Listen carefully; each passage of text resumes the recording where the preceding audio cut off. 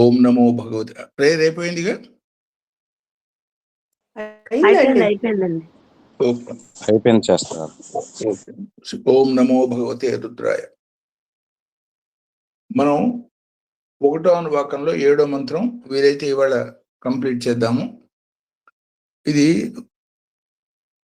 చాలా ముఖ్యమైన మంత్రాల్లో ఒకటి. 7వ మంత్రాన్ని 8వ మంత్రాన్ని సూర్యోపాసక మంత్రాలు అంటారు అని చెప్పుకున్నాం. సృష్టి ఏర్పడటానికి కారణం సూర్యుడే. అంటే సూర్యుడు ద్వారా భగవంతుడు సృష్టి చేశాడు అని అర్థం. అంటే సూర్యుడు అంటే అర్థం ఏమిటి? సూర్యుడు అంటే సపరేట్గా ఏదో అని కాదు, జ్యోతిర్మయమైనటువంటి సూర్యుడి ద్వారా భగవంతుడు ఈ సృష్టి ఏర్పాటు చేశాడని మనం అర్థం చేసుకున్నాం.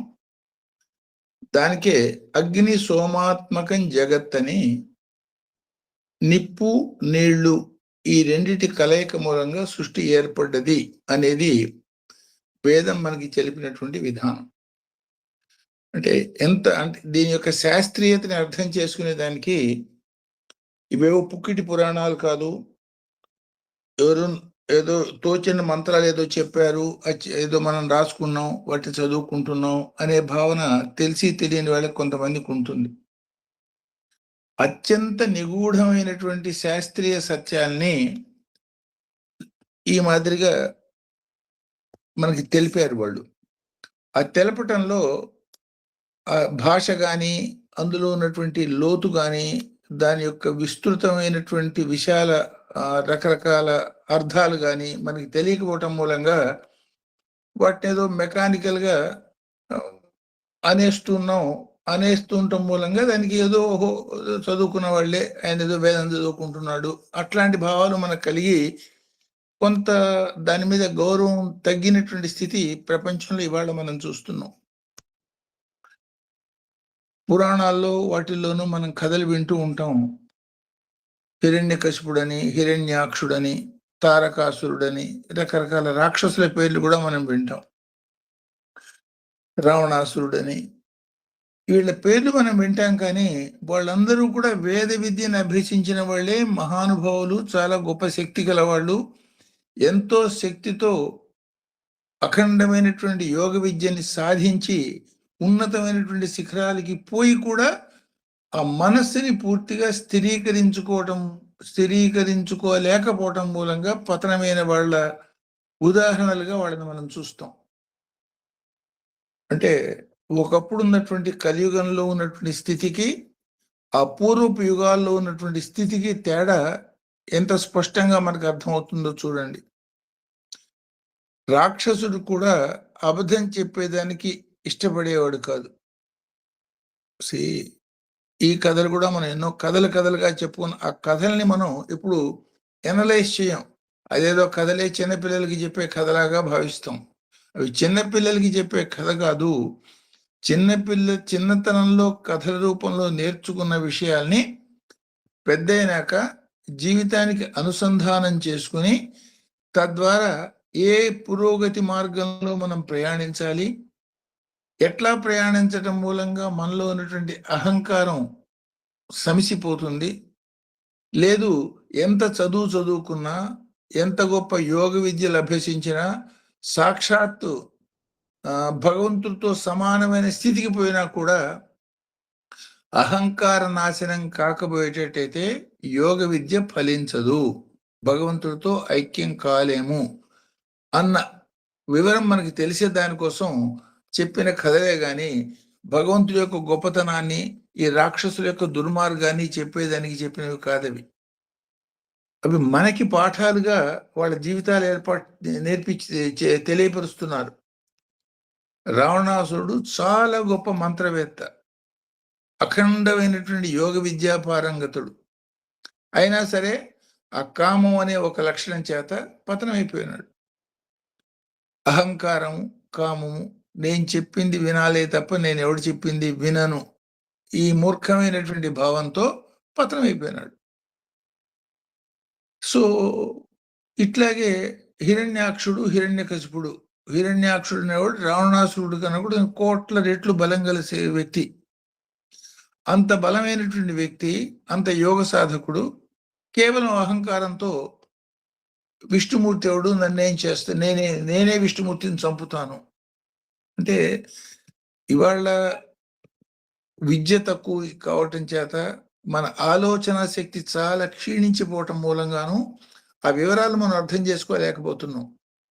ఇట్లాంటి రావణాసురుడు సంధ్యావందనం టైంకి సంధ్యావందనం చేసేదానికోసం ఆ శివలింగాన్ని కింద పెట్టేదానికి కుదరదు కాబట్టి ఎవరి చేతిలో ఆ శివలింగాన్ని పెట్టాలని ఆలోచిస్తున్నాడు అని గోకర్ణం కథ మనం చెప్పుకుంటాం. అంటే ఏమిటి అర్థం? ఇప్పుడు రాక్షసుడు అంటున్నాం, పొద్దున పూట, మధ్యాహ్నం పూట, సాయంకాలం పూట త్రికాలాల్లోనూ ఏమాత్రం ఏమరదకుండా సంధ్యా యోగం ఆ విద్యలన్నీ ప్రయత్నం చేసేవాడు అని కూడా చెప్పుకుంటున్నాం. అంటే ఏమన్నమాట? కేవలం విద్యల వల్ల మానవుడు భగవంతుడితో సమానం, భగవంతుడిలో ఐక్యం అవటం అనేది సాధ్యం కాదు. అట్లాగని విద్య లేకుండా సాధించగలుగుతామా? కాదు. విద్య ఉండాలి, వినయం ఉండాలి. ఆ విద్యని, వినయాన్ని, విశ్వం మొత్తం మీద అఖండమైనటువంటి ప్రేమని కలిపి ఉండటం మూలంగానే యోగ విద్యలో కానీ ఏ విద్యలో కానీ రాణించి మనం ఏ ఫలితాన్ని పొందాలనుకుంటున్నామో దాన్ని పొందగలుగుతాము అని చెప్పే వివరాలే ఇవన్నీ. యూజువల్గా ఒక భావన మనకి ఏముంటుందంటే, యోగం అంటే శ్వాసతో మనం చేస్తున్నటువంటి ఊర్ధ్వ అధోముఖాలుగా చేసే శ్వాస ప్రయాణం మాత్రమే యోగము అనుకుంటాం. ఈ సూర్య మంత్రంలో మనకి చెప్పే సూక్ష్మమైనటువంటి విషయాలు కొంచెం దూరంగా ఆలోచించేటట్టయితే విశ్వంలో యోగం కానిది లేదు, అది మనకు అర్థమైందే. ఇప్పుడు ఉదాహరణకి ఒక మాట చెప్పాను మీకు, అంటే నేను చెప్తున్నాం ఇప్పుడు వారానికి ఒక రోజే నేను చెప్పడంలో ఉద్దేశం ఏమిటంటే, ఈ ఒక్క రోజులో నేను చెప్పింది దాదాపు 1-2 నెలల పాటు మీరు చెప్పుకుంటున్నటువంటి విషయాల కన్నా ఎక్కువ ఉంటాయి. దీన్ని అన్వయించుకుని కనుక మీరు ప్రయత్నం చేసేటట్టయితే ఎంతో యోగ విద్యలో ఎంతో లోతుకి పోవచ్చు. అంటే దీన్ని అన్వయించుకుని యోగం చేస్తూ యోగ మార్గంలో ముందుకు పోగలగాలి. మనం మాట్లాడుకుంటున్నంతసేపు యోగం ఉండదు. మాట్లాడుకుంటున్నంతసేపు శ్రద్ధగా వినటం, వినదాన్ని అర్థం చేసుకోవటం, అర్థం కాకపోతే అడిగి తెలుసుకోవటం, ఆ తెలుసుకున్న దాన్ని యోగ విద్యలో అనుభూతంలోకి తెచ్చుకునే దానికి ప్రయత్నం చేయటం. అంటే వింటున్నంతసేపు యోగం చేస్తూ ఉండమని నేను చెప్పను. కారణం ఏమిటి? వింటున్నప్పుడు శ్రద్ధగా వినండి. శ్రద్ధగా వినేది అర్థం కాలేదు, ఇంకోసారి దాన్ని మళ్ళీ ఇంకోసారి ఆ క్యాసెట్ వినండి. విని డౌట్లు వచ్చినాయి, మీ ఇష్టం వచ్చిన డౌట్ అడగండి, దాన్ని నేను విడమర్చి చెప్తాను. ఇది చేసిన తర్వాత దీన్ని బ్యాక్గ్రౌండ్గా పెట్టుకుని యోగ విద్య సాధన చేయండి. యోగ విద్య సాధన చేస్తున్నంతసేపు వినటం అనే మాట ఉండదు. వింటున్నంతసేపు మనస్సుని ఏకాగ్రం చేసి ఇతర విషయాల మీదకి దృష్టి పోకుండా ఉంచటమే యోగం. యోగం అంటే సపరేట్గా అది ఒక ప్రక్రియ కాదు. మనం చేస్తున్న ప్రతి చిన్న పనిలోనూ యోగం అనేది కలిసి ఉంటుంది. ఉదాహరణ ఈ సూర్యపరంగా మనం తెలుసుకున్న వివరాలు చూడండి. అంతకుముందు చెప్పిన ఒక చిన్న మాట ఏం చెప్పాను? ప్రతి సెకనుకి ఈ సూర్యుడి నుంచి 30 మిలియన్ నుంచి 40 మిలియన్ టన్నుల హైడ్రోజన్ ఉత్పత్తి అవుతుంది. 30 million tons, minimum 40 million tons దాకా, దాదాపు 40 మిలియన్ అంటే 4 లక్షల టన్నులు హైడ్రోజన్ ఉత్పత్తి అవుతున్నప్పుడు ఆ హైడ్రోజన్ గా ఉండిపోతుందే. హైడ్రోజన్ గానే కనుక ఉండిపోయేటట్టయితే ఒక 1000 ఆటం బాంబులు 1,00,000 ఆటం బాంబులు పేల్చినట్టు ఉంటుంది. అది అట్లా ఉండటంలే. ఆ హైడ్రోజను రకరకాల మూలకాలుగా అనేక రకాల యోగాలు చెందుతూ అనేక రకాల మూలకాలుగా మారిపోతోంది. ఆ హైడ్రోజన్ ప్రొడ్యూస్ అయిన తర్వాత దానిలో నుంచే లిథియం వస్తుంది, ఆక్సిజన్ వస్తుంది, కార్బన్ వస్తుంది, అన్ని 103, 104 రకాల 104 మూలకాలుగా మారిపోతోంది. మారిపోవటం అంటే ఏమిటి? సంయోగం చేత మారిపోతోంది. అంటే అనుక్షణం అనేది యోగం అనేది ప్రక్రియలో జరుగుతూనే ఉంటుంది. దాని మీద గమనింపుతో మీ యోగం చేస్తున్నారా? సో అందులోంచి దాన్ని అట్లా అన్వయం చేసుకోవాలి. ఫర్ ఎగ్జాంపుల్, సృష్టి ఏర్పడాలి. సృష్టి ఏర్పడేదానికి కేవలం హైడ్రోజన్ మూలకంగా ఉంటే సృష్టి ఏర్పడుతుందే. ఆ హైడ్రోజన్ నుంచి కార్బన్ వచ్చి, హైడ్రోజన్ నుంచి హీలియం వచ్చింది, తర్వాత లీథియం వచ్చింది, తర్వాత కార్బన్ వచ్చింది, ఇట్లా ఎన్నో మూలకాలు వచ్చినాయి. ఆ కార్బన్ తర్వాత నైట్రోజన్, ఆక్సిజన్ వచ్చినాక ఈ ఆక్సిజన్ మళ్ళీ ఈ హైడ్రోజన్ కలిసి నీళ్లుగా ఏర్పడ్డాయి. అది కలయిక మూలంగా ఏర్పడ్డదే లేకపోతే దానంతరం ఏర్పడిపోయిందే? హైడ్రోజన్ ఆక్సిజన్ తో కలయిక మూలంగా నీరు, కలయికనే యోగం ఉంటున్నాం మనం. అంటే విశ్వం అంతా కూడా అనేక రకాల సమ్మేళనాలతో ఏర్పడి ఈ ప్రాణశక్తి, ఈ సృష్టి మనకి ఏర్పడ్డది సుమా. ఈ ఏర్పడ్డ సృష్టిలో అంటే మనలో కేవలం మానవుడికి మాత్రమే దీన్ని విశదంగా అన్వయం చేసుకుని, అర్థం చేసుకుని, ఆచరణాత్మకమైనటువంటి విధానాలతో పొందవలసినటువంటి అనుభూతిని పొందే అవకాశం ఉన్నది. కాబట్టి ఆ జ్ఞానశక్తిని సద్వినియోగం చేసుకుంటున్నావా, లేదు అనేక జంతువులాగా నువ్వు బతికి చచ్చిపోతున్నావా అనే ప్రశ్న ఈ మంత్రం మన అడుగుతోంది. సపోజ్ ఆ జ్ఞానశక్తిని పెంచుకుంటూ పోతున్నావు, జ్ఞానశక్తిని పెంచుకుని కేవలం శక్తి కోసమే ప్రయత్నం చేస్తున్నావా? పక్కవాడికన్నా నేను గొప్పవాడిని అని చెప్పుకునేదానికి, లేదు నాకు వాడికన్నా ఎక్కువ విద్య వచ్చు, లేదా నాకు వాడికన్నా ఎక్కువ మంత్రాలు వచ్చు, లేకపోతే నేను అరగంట సేపు యోగం చేస్తే నేను గంట సేపు యోగం చేయగలుగుతాను, లేదు అనేక రకాలైన మెరకల్స్ నేను చేయగలుగుతాను, ఇట్లాంటి వాటి కోసం యోగం చేస్తున్నామా మనం? ఎంతో యోగ విద్యలు చేసేవాళ్ళు, రకరకాల తంత్రాలు చేసేవాళ్ళు మనం చూస్తూ ఉంటాం. అట్లా ఆ లైన్లో పోయినావా పతనమైపోతావు. శక్తి పెరుగుతున్న కొద్దీ వినయం ఉండాలి. పెద్దవాళ్ళు ఒక మాట మనకి చెప్తారు, పండిన చెట్టు అంటే పళ్ళు కాచిన చెట్టు తలకాయ వంచుతుంది, ఏమీ లేని చెట్టు ఎగిరి పుడుతూ నిఠారుగా ఉంటుంది. ఎంత అహంకారం ఉండేటట్టయితే అంత పతనానికి, ప్రపంచానికి దగ్గర అయ్యేదానికి, ఎంత వినమ్రత ఉండేటట్టయితే భగవంతుడికి అంత దగ్గర అయ్యేదానికి కారణభూతం కావాలి తప్ప విద్య అనేది అహంకారాన్ని పెంచేదానికి ఉపయోగపడకూడదు.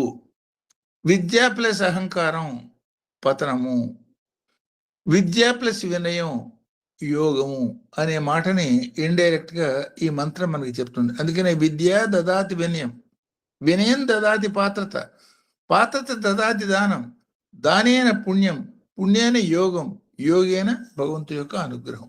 అంటే మెట్టుమెట్టుగా ఎట్లా భగవంతుడి యొక్క అనుభూతిని పొందేదానికి ప్రయత్నం చేయాలి, తెలుసుకునేదానికి. అందుకనే సమస్తమైనటువంటి సాధనలు ఈ సూర్యముఖంగానే ఉండటానికి కారణం అది. ఈవెన్ యోగ సాధన కూడా సూర్యం సోహమేవచ, అంటే సూర్యుడే సోహంగా తెలుసుకోండి. సోహం అంటే ఏమిటి? ఓంకారం. ఓంకారం రెండుగా మారినప్పుడు శ్వాసగా మారింది. ఆ శ్వాసగా మారిన విధానం ఏమిటంటే సూర్యుడి రూపంలో మనకి ప్రత్యక్ష దర్శనం ఇస్తోంది. ఆ దర్శనం ఇస్తున్నటువంటి సూర్యుడి ద్వారా యోగ విద్యని అనుసంధానం చేసుకుని ఆ సూర్యుడు మాదిరి జ్యోతిర్మయ తత్వాన్ని పెంచుకోండి. గీత మనం ప్రమాణంగా తీసుకుంటాం. గీతలో కృష్ణుడు ఏం చెప్తాడు? సూర్యుడికి నేను ఈ యోగం చెప్పాను అంటాడు. గీత జరిగింది ఒక 5000 సంవత్సరాల క్రితం. కృష్ణుడు సూర్యుడు ఉన్నది ఎప్పటి మట్టి? కొన్ని మిలియన్ సంవత్సరాల మట్టి సూర్యుడు ఉన్నాడు. మరి కొన్ని మిలియన్ సంవత్సరాల ముందున్న సూర్యుడికి 5000 సంవత్సరాల క్రితం పుట్టినటువంటి కృష్ణుడు యోగం చెప్పాడా? ఏమిటి దాని అర్థం? కృష్ణుడు రూపం ధరించి మానవుడిగా ఒక అవతారిగా పుట్టింది 5300 సంవత్సరాల క్రితం, మాట నిజమే.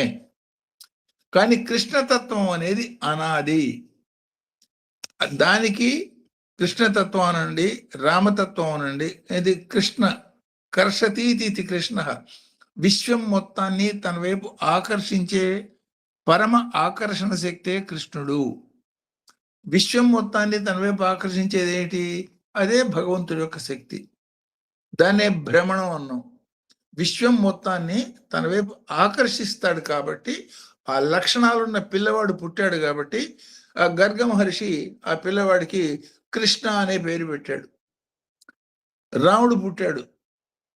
రాముడు కన్నా కొన్ని వేల సంవత్సరాల ముందే ఈ యోగాలన్నీ ఉన్నాయి.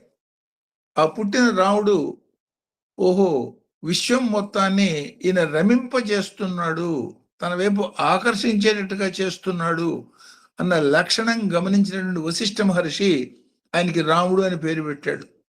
అంటే రాముడు అనేది రామతత్వము, కృష్ణతత్వము అనేది మనం అర్థం చేసుకునేటట్టయితే ఈ రామతత్వం, కృష్ణతత్వం అనేవి అనాది అవతారమూర్తులుగా వాళ్ళు వచ్చింది. రాముడు ఒక 11,000 సంవత్సరాల క్రితం అవతారమూర్తిగా వచ్చి ధర్మరక్షణ అది చేసి శరీరం వదిలిపెట్టడం జరిగింది. శరీరం ఒకసారి ధరించిన తర్వాత శర్యతి ఇది శరీర అంటే కృషించిపోయేది, నశించిపోయే లక్షణాలు ఉన్న దాన్ని శరీరం అన్నారు. ఆ శరీరంలో ఉన్నటువంటి ఆత్మ నశించదు, కృషించదు, సర్వకాల సర్వావస్థల్లోనూ ఏ రకమైనటువంటి మార్పు లేకుండా ఉండే సత్యము. ఆ మార్పు లేని సత్యం ఒక ఆకారాన్ని, ఒక శరీరాన్ని ధరించి భూమి మీదకి వస్తుంటుంది. ఆ వచ్చిన సందర్భంలో ఈ అవగాహన కలిగిన వాడు ఆ ఆత్మతత్వాన్ని పొందేదానికి ప్రయత్నం చేస్తాడు. ఈ అవగాహన లేనివాడు అహంకార మమకారాలతో నేను గొప్ప, లేతే నాకు తెలిసి నేనే చాలా తెలియగలవాడిని, ఇవన్నీ రకరకాల అహంకారాలు, విద్యాహంకారం, ధనహంకారం, కులహంకారం, మతహంకారం, రూపహంకారం, అనేక రకాలు, కొన్ని వందల, దానికి పెద్ద పాపము, చిన్న పాపము, పెద్ద తల్లి వేరు పిల్ల వేరు లాగా దీనికి ఒకదాన్ని ఆధారం చేసుకుని అనేకమైనటువంటి మంచి చెడులు ఏర్పడతాయి. ఇవన్నీ కూడా మనిషిని ఈ ప్రపంచం అనే జాలంలో పడేస్తాయి. ఆ జాలంలో పడ్డవాడు చిక్కుకుపోతాడు తప్ప పైకి పోలేడు. సో ఎక్కడికక్కడ దాన్ని విడతీసుకుంటూ మూలాన్ని తెలుసుకునే ప్రయత్నం చేస్తూ మూల కారణాన్ని పట్టుకునేదానికి చేసే ప్రయత్నాన్ని యోగ సాధన అన్నారు. అందుకనే మొట్టమొదటి మంత్రంలో మనం ఏం చెప్పాము? నమస్కారాలు 4 పెట్టాం. బుద్ధి లేదా? 4 నమస్కారాలు ఎందుకు? ఒక నమస్కారం చాలదా? అంటే ఒక్కొక్క కారణం తెలుసుకుంటున్న కొద్దీ, ఆ మూల మెట్టుకు ఎక్కుతున్న కొద్దీ కృతజ్ఞత పెంచుకుంటూ నమస్కారాలు చేసే సూచన అందులో మనం గమనించాలి. బాణానికి నమస్కారం. ఎందుకు? బాణం నుంచి దెబ్బ తగులుతుంది కాబట్టి. అరే బాణం కాదు మన దెబ్బ కొట్టేది, బాణం విల్లుకి సంధానింపబడ్డప్పుడు మాత్రమే ఆ బాణం విడుదలవుతుంది. కాబట్టి విల్లుకి నమస్కారం. అంటే ముందు బాణం అనుకున్నాడు, కొంచెం ఆలోచించి చూస్తే దానికి విల్లు అనుకున్నాడు. అరే విల్లు ఏం చేస్తుంది? విల్లు సంధించాలంటే దాని బాహువులు. బాహువులకే, అయితే బాహువులకి నమస్కారం. బాహువులు మాత్రం వాడందరూ అవి పనిచేస్తాయా? శివ సంకల్పానుసారం పనిచేస్తాయి. కాబట్టి ఆ శివ సంకల్పానికి నమస్కారం. అట్లా మూల కారణానికి వెతుక్కుంటూ పోయే లక్షణం గనక లేకపోయేటట్టయితే అట్లాంటి వాడికి యోగ సిద్ధి ఉండదు. అనేక రకాలైన మూఢనమ్మకాలు, మూఢమతాలు ఏదైతే మనం మాట్లాడుకుంటూ ఉంటామో, ఆ మూఢమైనటువంటి విధానంలో ఏ రకంగాను నేను అనుకున్నదే రైటు అన్న మూఢ మార్గంలో కూడా దీన్ని చేసే విధానాలు ఉంటాయి. అట్లా కాకుండా వివేకంతో, విచక్షణ, వివేకం, లాజిక్, అంటే లాజిక్, తర్కం ఉండాలి. ఎట్లా ఉండాలి? ఆ తర్కం మీమాంసతో కలిసి ఉండాలి అన్నారు. కేవలం తర్కం కనుక అయ్యేటట్టయితే వాడు గాడిదగా పుడతాడన్నారు. మీమాంస అంటే ఏమిటి? అసలు ఎందుకోసం ఈ తర్కాన్ని మనం అనుసరిస్తున్నాము? ఆ మూల కారణం తెలుసుకునే దానికి ఉపయోగపడే తర్కం మీమాంసయుతంగా ఉండి ముందుకు తీసుకుపోతుంది, లేకపోయేటట్టయితే అధోగతికి తీసుకుపోతుంది అన్న వివరాల్ని ఈ మంత్రాలు సూక్ష్మంగా మనకి చెప్పటంగా వీటిని మనం అర్థం చేసుకోవచ్చు. ఎందుకని ఈ మాట మనం ఇవన్నీ చెప్పుకుంటున్నాం అంటే, కిందటిసారి ఒక మాట చెప్పాను, అది మంగళహారతి మనం ఇస్తున్నా సరే, ఆ మంగళహారతి ఇచ్చేదానికి 3 చుట్లు తిప్పి ఓసారి కింద నుంచి పైదాకా తీసుకుపోయి మళ్ళీ పైనుంచి కింద దాకా పట్టుకొచ్చి కింద నుంచి పైదాకా తీసుకుపోవటంలో అంతరార్థం చెప్పినప్పుడు ఆ భ్రమణం మూలంగానే విశ్వం ఏర్పడుతోంది అన్న మాటని సాంకేతికంగా రోజు మనం చేస్తున్న పూజాది కార్యక్రమాల్లో ఇమిడ్చారు. ఆ పూజాది కార్యక్రమాలు చేసేటప్పుడు మెకానికల్గా చేసాము, ఆ భావనే ఉండదు. దాన్ని భావయుక్తంగా చేశాము, భావయుక్తంగా చేసింది ఇవాళ కాబట్టి రేపు ఆచరణలోకి వస్తుంది. అంటే ఉదాహరణకి ఒక్కొక్క అడుగు వేసుకుంటూ మీరు విశాఖపట్నం వైపు నడవటం మొదలుపెట్టారు వంతారం నుంచి. ఒక్కొక్క అడుగు వేసుకుంటూ నడటం మూలంగా ఆలస్యంగా పోవచ్చు, కానీ సరైనటువంటి దిశలో పోయేటట్టయితే 1 గంట 2 గంటలో 3 గంటలో 4 గంటలకు చేరి తీరుతారు. అడుగు వేసి వేయంగానే మనం ఏ గమ్యానికి అయితే పోదలుచుకున్నామో ఆ గమ్యం రాకపోవచ్చు, కానీ అడుగులు వేస్తూ పోతున్నప్పుడు గమ్యం వచ్చే తీరుతుంది. సో అవగాహనయుతమైనటువంటి జీవితం, అనుక్షణం యోగంతో సంధానం చేసుకుంటూ అవగాహనయుతమైన జీవితాన్ని గడపమని చెప్పటమే మన నిత్య పూజా విధానంలోనూ, లేదు రకరకాల పారాయణాది కార్యక్రమాల్లోనూ. ఇప్పుడు ఫర్ ఎగ్జాంపుల్ సప్తాహ కార్యక్రమం అని వారం రోజులు షిరిడి సాయి చైత్ర అని ఇంకోటి పారాయణ చేస్తారు. ఏమిటా సప్తాహం? సప్త సంఖ్యతో సప్తమం అనేది సంపూర్ణత. ఆ సంపూర్ణత కోసం మీ జీవితంలో ప్రయత్నం చేయండి అని చెప్పటమే. వారాలు కూడా మనకి 7 వారాలు పెట్టారు. ఏమిటి 7 వారాలు పెట్టడంలో అంతరార్థం ఏమిటి? సప్త సంఖ్యత, సప్త ఋషులు, సప్త చక్రాలు, 7 రోజులు కలిపి ఒక వారము, సప్త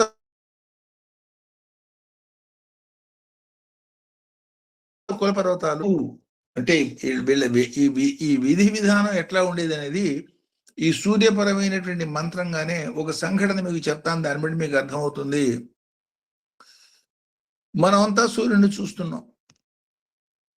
రాబోయే మంత్రంలో అది ఆ వివరం ఇంకెక్కువ స్పష్టంగా తెలుస్తుంది. 8వ మంత్రంలో ఆ వివరం మనకు తెలుస్తుంది. ఆ మంత్రం చెప్పటంలోనే అందరూ సూర్యుడిని చూస్తున్నారు, నేను సూర్యుడిని చూస్తున్నాను. ఆ సూర్యుడిని చూస్తున్న విధానంలో తేడా ఏమన్నా నీకు గోచరించిందే అనే ప్రశ్నతో మొదలవుతుంది. సో అందరూ చూసినట్టుగానే మనము చూస్తున్నాం అన్నప్పుడు ఏమీ తేడా లేదు. పశువులు చూస్తున్నాయి, పక్షులు చూస్తున్నాయి, అజ్ఞానులైనటువంటి గోపాలకులు చూస్తున్నారు, నీళ్లు తీసుకుపోతున్న ఆడవాళ్ళు చూస్తున్నారు, నేను చూస్తున్నాను. అట్లాగే చూస్తున్నావా? దానిలో అంతరార్థం చూస్తున్నావా? అందులో వివరాలు చూడగలుగుతున్నావా అన్న ప్రశ్న రాబోయే మంత్రంలో వస్తుంది. దానికి సంబంధించిన ఒక జరిగిన సంఘటన చెప్తాను, మీకు అర్థమవుతుంది. అంటే ఆ కృతజ్ఞతాపూర్వకమైన విధి విధానం ఎట్లా ఉంటుంది అనేది కూడా తెలుస్తుంది. చూడటానికి కథలాగా ఉంటుంది, ఒక జరిగిన సంఘటన, కానీ అందులో అంతరార్థం మనం పట్టుకోవాలి. సో ఈ సంఘటన జరిగేదానికి కారణం ఏమిటంటే వేదంలో ఉన్నటువంటి వివరాలు నేను. వేదం అనేది విశ్వం మొత్తానికి ఆధారమైనటువంటి జ్ఞానం. అందులో సప్తేష్టి అని 7 సూర్యులు ఉన్నారని, ఆ 7 సూర్యులు వాళ్ళ యొక్క అనుభూతి పొందేదానికి ఒక పర్టికులర్ యజ్ఞం చేస్తే ఆ అనుభూతి కలుగుతుందని అని వేద వర్ణన మనకు కనపడుతుంది. ఆ 7 సూర్యుల పేర్లు కూడా ఉన్నాయి. ఆ వివరాల జోలికి మనం పోవటంలే. సో అందులో 2 పండితులు, 2 ద్రష్టలు, అంటే 2 సాధకులు వాళ్ళల్లో వాళ్ళు మాట్లాడుకుంటూ, సో ఈ సప్త సూర్యుల్లో నేను సప్త సూర్యుల్ని అంటున్నారు కానీ నేను దర్శించలేకపోతున్నాను అంటాడు ఒకతను. మేము కూడా సప్త సూర్యుల్ని మాత్రమే దర్శించాను, ఆ సప్త సూర్యులకి ఆధారమైనటువంటి అష్టమ సూర్యుడు కూడా ఉన్నట్ట. దాన్ని కశ్యప మార్గంలో ప్రయాణం చేసినప్పుడు దర్శనం అవుతుందిట. కశ్యప అంటే పశ్యక అంటే చూడటం సంస్కృతంలో, పశ్యతి అంటే చూడటం, పశ్యక అంటే చూసినవాడు. దాన్ని రివర్స్ చేస్తే కశ్యప అవుతుంది. అంటే జ్ఞాన దృష్టితో చూసిన వాడికి ఈ 7 సూర్యులే కాక 8వ సూర్యుడు, వీటికి ఆధారమైన 8వ సూర్యుడు కూడా దర్శనం ఇచ్చాట. ఆ వివరాలు నేను చూడలేకపోయినాను అనే మాట వాళ్ళిద్దరూ మాట్లాడుకుంటున్నప్పుడు వాళ్ళకి ఈ భావానికి అనుగుణంగా వెనక ఇంకొక మాట వినపడుతుంది. ఏమిటా మాట? నాయనా, మీరు 7 అని తాపత్రయపడుతున్నారు, చూడలేకపోయినాను. ఒక ఆయన నేను ఒక్కడనే చూశాను, వివస్వతుడు అనే సూర్యుని మాత్రమే చూశాను, మిగతా 6 సూర్యుని నేను చూడలేకపోయినాను అని బాధపడుతుంటే, ఆ మొదట ఆయన అంటాడు 6 కాదు 7 కాదు 8వ ఆయన కూడా ఉన్నట్ట, నేను చూడలేదు. వీళ్ళకి అశరీరవాణిలాగా అదృశ్యంగా దూరం నుంచి, అంటే మాట మాత్రమే ఇంకొక మాట వినపడుతున్నది. మీ మాటలను నేను విన్నాను అంటే ఒకళ్ళకొకళ్ళు సపోర్ట్ చేసుకుంటూ ఆ యోగ విద్య ద్వారా అనుభూతిని పొందేదానికి ఎట్లా సహకరించుకునేవాళ్ళు ఆ రోజుల్లో అనేది కూడా దీని మనకు అర్థమవుతుంది. ఆ మార్గం ఏమిటంటే, ముగ్గురు సూర్యులు ఊర్ధముఖంగా ప్రకాశిస్తున్నారు, వాళ్ళ కిరణాలు ఊర్ధముఖంగా పోతున్నాయి. ముగ్గురు సూర్యులు అధోముఖంగా ప్రకాశిస్తున్నారు, వాళ్ళ కిరణాలు అధోముఖంగా వచ్చి అనేక రకాల రక్షణ వగేరాలు కల్పిస్తున్నాయి. ఈ రెండు మార్గాలకి మధ్య మార్గంగా అదృశ్యమైనటువంటి చల్లని ఆ ప్రదేశం ద్వారా పోవటం మూలంగా ఈ 7 సూర్యులకి ఆధారమైనటువంటి అష్టమ సూర్యుని కూడా మీరు దర్శించుకోవచ్చు అనే మాట వినపడుతుంది. ఆ వినపడేటప్పుడు వీళ్ళు మరింత ఆశ్చర్యపోతారు. అరే, మనం 7 అనుకుంటున్నాం, 7 కాదు 8ట, నేను ఒకడినే చూశాను, ఇంకొకటి 7 చూశాడు, దీన్ని మాట్లాడుతుంటే, కాదు నాన్న 8వ ఉన్నదని ఈయన చెప్పిన మాట. ఓహో, ఈ మార్గంలో పొమ్మంటే ఎట్లా పోవాలి అని చెప్తున్నాడు అనే మాట వింటే మళ్ళీ ఇంకొక మాట వినపడుతుంది. అంటే గర్గ మహర్షి సంతానమైనటువంటి ఇంకొక మహర్షి, ఆయన చెప్పిన మాట సత్యము, అది ఆ 7 సూర్యుల్ని, సప్తమ సూర్యుడిని కూడా నేను దర్శించాను, ఆ పోయే మార్గం ఇది, ఈ మార్గంలో ప్రయాణం చేసి పొందవలసిన అనుభూతిని పొందండి అని చెప్పటం గమనిస్తాం. అంటే వేద విద్య యొక్క ప్రామాణికత, ఎంత ప్రాక్టికల్ విద్య అనేది అనుభూతం చేసుకునేదానికి ఆధారమైన విద్యగా దాన్ని భావించి యోగ సాధనలో ఆ జ్యోతిర్మయ స్థితి పొందేదానికి ప్రయత్నం చేయండి అనేది సంకేతం. అంటే నాకు తెలిసింది మాత్రమే యోగం అనే భావన, ఆ లిమిటెడ్ భావన వదిలిపెట్టి విశ్వం అంతా కూడా యోగం మీదనే ఆధారపడి ఉన్నది. ఫర్ ఎగ్జాంపుల్, పంచభూతాత్మకం జగత్ అంటాం. ఈ పంచభూతాత్మకం జగత్ అన్నప్పుడు ఈ పంచభూతాలు అనేక రకాల కలయిక మూలంగా ఈ సృష్టి అంతా ఏర్పడింది. ఒక చెట్టు ఉన్నది, లేదా ఒక మనిషి ఉన్నాడు. ఈ మనిషి కానీ, ఆ చెట్టు కానీ, ఈ పుట్ట కానీ, ఇవన్నీ పంచభూతాత్మక స్వరూపాలే. కానీ వాటిల్లో మట్టి నీళ్లు కనపడుతున్నాయా? మట్టి నీళ్లు కనపడకపోయినా సరే వాటి యొక్క కాంబినేషన్స్, పర్మినేషన్స్ మూలంగానే అవన్నీ ఏర్పడ్డాయి. అంతేకాదు, ఈ పంచభూతాలకి ఆధారమైనటువంటి పరమాత్మ వీటికి అతీతంగా ఉన్నాడు అనే భావన సృష్టిలో ప్రతిదాన్ని చూసినప్పుడు మనకు కలుగుతూ ఉండాలి. సో పంచభూతాత్మకం విశ్వం, పంచభూతాతీతం విశ్వేశ్వర. సో ఈ పంచభూతాలు కూడా పంచభూతాలకి అతీతమైనటువంటి ఒక శక్తి యొక్క ప్రేరణ మూలంగా ఈ కలవటం, విడిపోవటం, అనేక రూపాలు మారటం, ఈ చనిపోయినట్టుగా ఉండటం, మళ్ళీ పుట్టినట్టుగా కనపడటం, ఇవన్నీ జరుగుతున్నాయి. వీటికి ఆధారంగా ఉన్నటువంటి శక్తి వీటికి అతీతంగా ఈ చావు పుట్టుకలు లేని స్థితిలో ఉన్నది.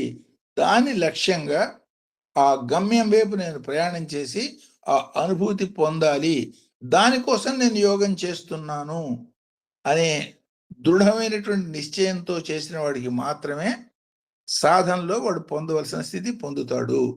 లేనప్పుడు ఏమిటి, ఎక్కువ తక్కువ, అది గొప్ప ఇది గొప్ప, వీటిలో కొట్టుకుపోతారు అనే మాటని ఇండైరెక్ట్గా చెప్పటం. అందుకనే శాస్త్రీయ సత్యానికి దీన్ని మేళవించి చెప్పిన మాట అది. సూర్యుడు తన చుట్టూతో సూర్యుడు ఇప్పుడు ఇవన్నీ విశ్వం అంతా భ్రమణ రూపంలోనే ఉన్నది. విశ్వభ్రమణకారిణి అనే నామాన్ని అమ్మవారి నామాల్లో చూస్తాం. విశ్వం భ్రమిస్తోంది అంటే కదులుతోంది. ఈ కదలటం మూలంగానే ఇవన్నీ, కదలికతోనే శక్తి, ఆ శక్తితోనే అనేక రకాల ఏర్పడుతున్నాయి అనే సంకేతమే. మన సృష్టికి ఆధారం ఏమిటాయా అంటే, భూమి తన చుట్టూతో తాను తిరుగుతోంది.